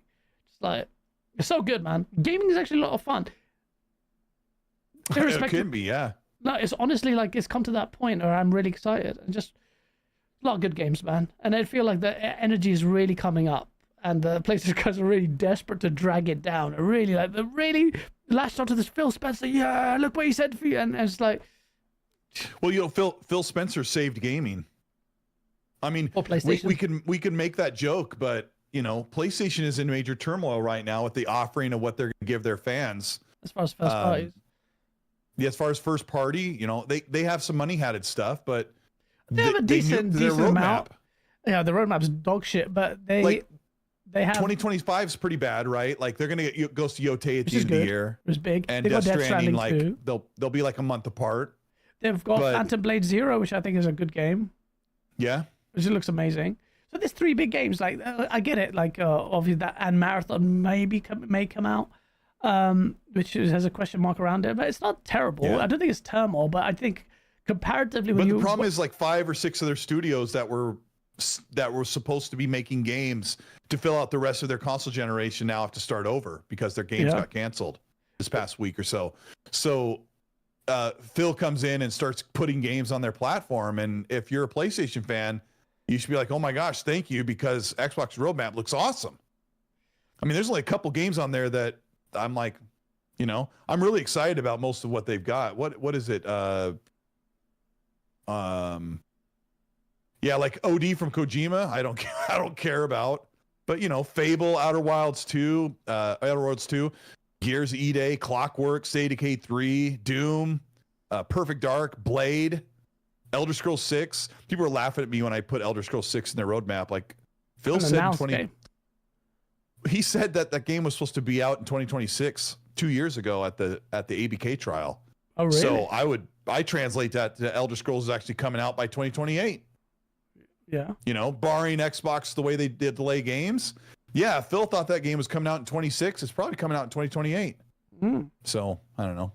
Still a long ways away. Marsh says Phil Spencer can't make a game of the year or impact game. What was he doesn't make games that matter? I don't know what Phil Spencer, but impact game. Like okay, game of the year. Well, Doom, The Dark Ages. That's my game of the year contender. What's better than that for me? Fable. You don't think that's gonna have a potential for game of the year? I think it does. Fable would be nominated, and Xbox already has 3 nominated games in the Jeff Keighley segment. They have Deathloop, they have Psychonauts 2, and they have another one that was nominated. But they've had 3. He's talking about the high impact games that win game of the year, like game of the year, like kind of like zeitgeist kind of thing. And I understand that, but Doom, The Dark Ages. Well, he's kind of saying a combination of 2 different things. Like Astrobot wasn't high impact; it only sold 1.5 million copies. It's really, really, really good. It's a 95 Open Critic score. That's a good point about the high impact point, by the way, with Astrobot. That's one of the that's probably the lowest selling game of the year winner, actually. Which is interesting. And It Takes Two is like super high impact, and I don't that one sold like 20 million. Oh, 20 million? Yeah, that's high impact for a platform. You know what made it possible to sell? Yeah. Do you think It Takes Two would have sold 20 million? The type of game it was. if it was available on one platform? No. But you know, Spider-Man sold, you know, 20 million across both console generations. It's a high impact game. So that's a good point about it. It Takes Two sales actually astound me, but yeah, that's even if it was 10 million, surprising. It's such a good game. It's such a good game. Such a good game. But like, bruh, like you're right there about that. Yeah, that industry side of it, people don't want to reconcile. They were kind of old dinosaurs, kind of holding on to it. So it may be the case that the way things pan out, I might have to make a massive, horrendous apology video for Phil Spencer. Hopefully not. I don't want to be wrong on that.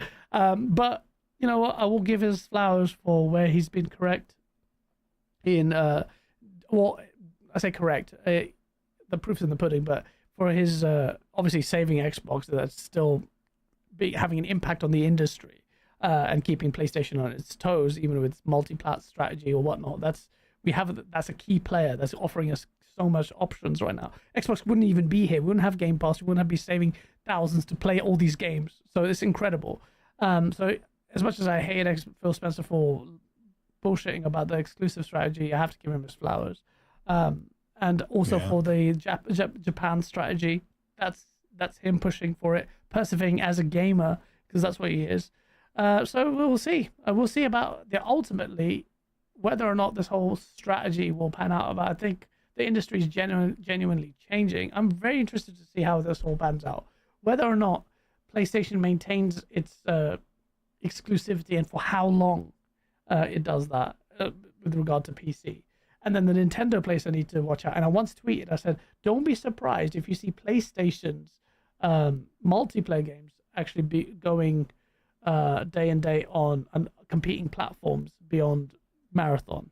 And then obviously I had all the ponies respond, and I saved that just in case that does come to bear. But, you know, industry is changing, but it's quite interesting to see that the Xbox community is still energized and more so than ever before, despite all of this. Despite all the multi-plat strategy, which is taking some wind out of the sails. You do see some of the narrative on socials, but it's still like a highly, when it comes to games, Xbox guys are winning, man. Like, that's it. That's what matters the most. So yeah, man. Well, Colt Eastwood, your channel's not dead. Yeah, there's hope. Hey, there's hope, yeah. When all this broke, you know, it's like when Phil's like, it's not a sign of what's to come. It's not a signal, you know.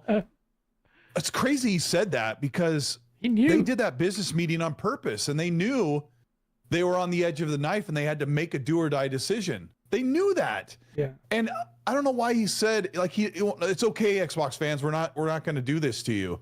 I don't know why. That's so weird. He knew that Satya was going to make him make a decision, or was going to make it for him. But I was worried there, you know, because I've covered so much Xbox content, and I'm like, what will happen to the Xbox brand? And as we came around the horn got into the past fall, you know, I was having a hard time making content, because sometimes you make Xbox content and people get really apathetic. Like, why does it matter anymore? Yeah. And then I just started to understand that when people say Xbox is dead, they're talking about the console. Yeah. Who cares, right? Shuhei Yoshida and Phil Spencer both said that the real measurement of success is monthly active users and software sales. So those guys are stuck in the past when they say Xbox is dead. What I learned from diving into the industry and these changes is that Xbox is becoming a juggernaut of a brand, and they're going to become a major game creating hub, and they're going to create all this stuff for Game Pass and for PC and Xbox, and they're going to put these games on PlayStation and Switch, and it's going to make Xbox bigger and better than ever. Because I sat here making YouTube videos in 2017 when all they had was Recore sucks. I'm sorry, Recore sucks. I think it's a 60 or 68 Metacritic. 68, yeah. Super Lucky's Tale and Halo Wars 2, and I'm like, what in the world? This, you know, and they had no studio support. They owned 4 studios. 2 of them were Forza studios. One of them was Peter Molyneux's dying Lionhead studio. So Xbox was in a totally different place, and it's always been about the games. And once I realized that Xbox can have more games, so many games, that now I'm looking forward in the next few weeks, I am not going to be making regular gaming content. I'm going to be making preview and review content, because all these games are just flooding out. and we have to talk about them. And I want to make a Doom video. So- I'm making videos on games now. Finally, I'm playing the games. Yeah. As soon as the direct dev happened, I want to play Ninja Gaiden 2, and I wanted to play it more and more. If it's just situationally, otherwise It's I'll good. just so good. Man, I was just playing it today just before the stream, and I was like, oh god, I need to get ready for the stream, and the videos that I'm filming tomorrow. Do you know how much? That's a lot, but it's a really good time, man. For Xbox, it's the PlayStation haters who are watching this right now. There's one guy who's sharing my Social Blade stats. So your channel's dying. First of all, the stats are completely wrong. Everything is wrong with that chat. Social Blade is so far off. And my channel's growing faster than it was before. Now I'm like, all of that's wrong. But I want you to watch it. You said it. You pasted it. You spammed that link. And that Oliver Darko, that fat loser, he's going to be sitting there. And he's put his position out there. So then watch what happens. And then I want to hear your excuses. Because I wasn't even making content for ages. Like, hardly making content. I'm back on the train, baby. Let's see how dead Xbox actually is. My number should be tanking. But there's had 400 plus live viewers today. Why? What happened, Brad? Yeah. What happened, Brad? Yeah, really good. Why is this Because because the people who only care about the plastic are a dying breed. And younger kids, like my kids, I have a 13-year-old, a 17-year-old, and a 21-year-old. They don't care about console and console games.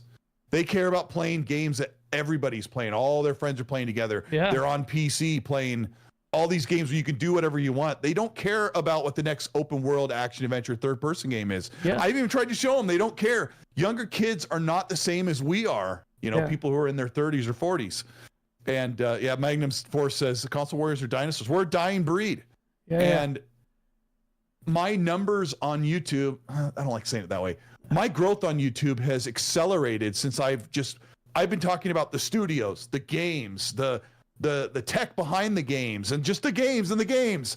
And the Jamie I've Axe seen great loser has growth. already tagged you and Who? clipped you. That the Jamie Axe guy who lives perpetually in a PlayStation Xbox podcast. You mean the Jamie? What's his name? James Act. Jamie's Act. James Act. Yeah. What did he clip? when I was making fun of ponies? I think it's your rant. It's brilliant. Yeah. Yeah. People are gonna be mad if I said R-tard, but yeah. Sorry. cares? Anyone can say it. You can say it. You can say that. I said R-tard on purpose because I still don't say the full word like that because it's I don't know, it's still not nice. Oh my god, they're so busy watching. Sorry. Nick Marseille is watching and still talks about you all the time, even though he's blocked you. He still talks about you. He can't. Yeah, Twitter warned him to stop or he'd lose, like his account would be suspended, but he tries to take breaks. But that's the only traction he can get. And there's a great saying that people who can only get attention by talking about other people really shows that no one cares what they have to say. It's pretty true. And Nick Marseille he can't even hold 3 people in the conference room, in the break room telling a story. They'll just walk off, So. Oh, Nicky, you get work. So hi, Neos, good to see you in the chat. Yeah, man. So look, we'll see what happens. Anyway, as I was saying, Xbox is getting bigger and they're growing, and I'm talking about the games, and I'm reaping the benefits of getting to talk to more people and having growth on my channel and on the podcast. And it's really nice because we were here for the games. We like to talk about new tech. People are like, well, you talked about the Xbox Series. Yeah, because it was a brand new console. I talked about it all the way up in its inception until it was brand new and we were trying to see what it could do. But the consoles have been out like 4 years. Yeah, I kind of stopped talking about them. And I'm even talking about the new one coming up. That's going to be another game changer. So it's good times, man. I hope they really go really crazy with that and really change the game. I'll tell you another thing. Okay. You guys will hear this here. The next Xbox console will be more expensive because Satya is not going to allow Phil to lose money on Series S and X. I did some rough numbers because during the Xbox holiday season, they sold like a paltry 120,000 consoles or something. It's just horrible. Like they sold, I don't know what the number was, pretty low, but I saw a number for 120,000. It might have been an MPD. Okay. But I did the numbers, and Phil said they lose $100 on their consoles. So if people are wondering why they've been holding back or removing their consoles from Europe, it's because In 1 month, Xbox can lose up to $7 million just by selling Xbox consoles and growing their console platform. And if that's true, I did this based off a calculation they're only losing $60 per series console sold. That they lose $7 million in 1 month just to say we're selling more consoles. You can see why Phil will be like, we'd just rather you just buy lots of games, and PC's really nice too. Yeah. Imagine if you were losing that kind of money. So I think next generation, Xbox's console will be $800, and they're either going to break even or they're going to make a couple bucks like PlayStation does on the consoles. That they're not going to lose money. Satya won't let them. So your next console will be pretty capable, and it'll be pretty pricey. That's my prediction. Oh, that's actually quite interesting that you say that. It makes sense because they're making ridiculous amounts they're losing on per console. So that I can definitely see that happening, Cole. So Yeah. how much are you expecting this new console to be then? 800 £800 in 2027 or 2028? Absolutely, 800. $100 more in the Pro, and partially because PlayStation set the price.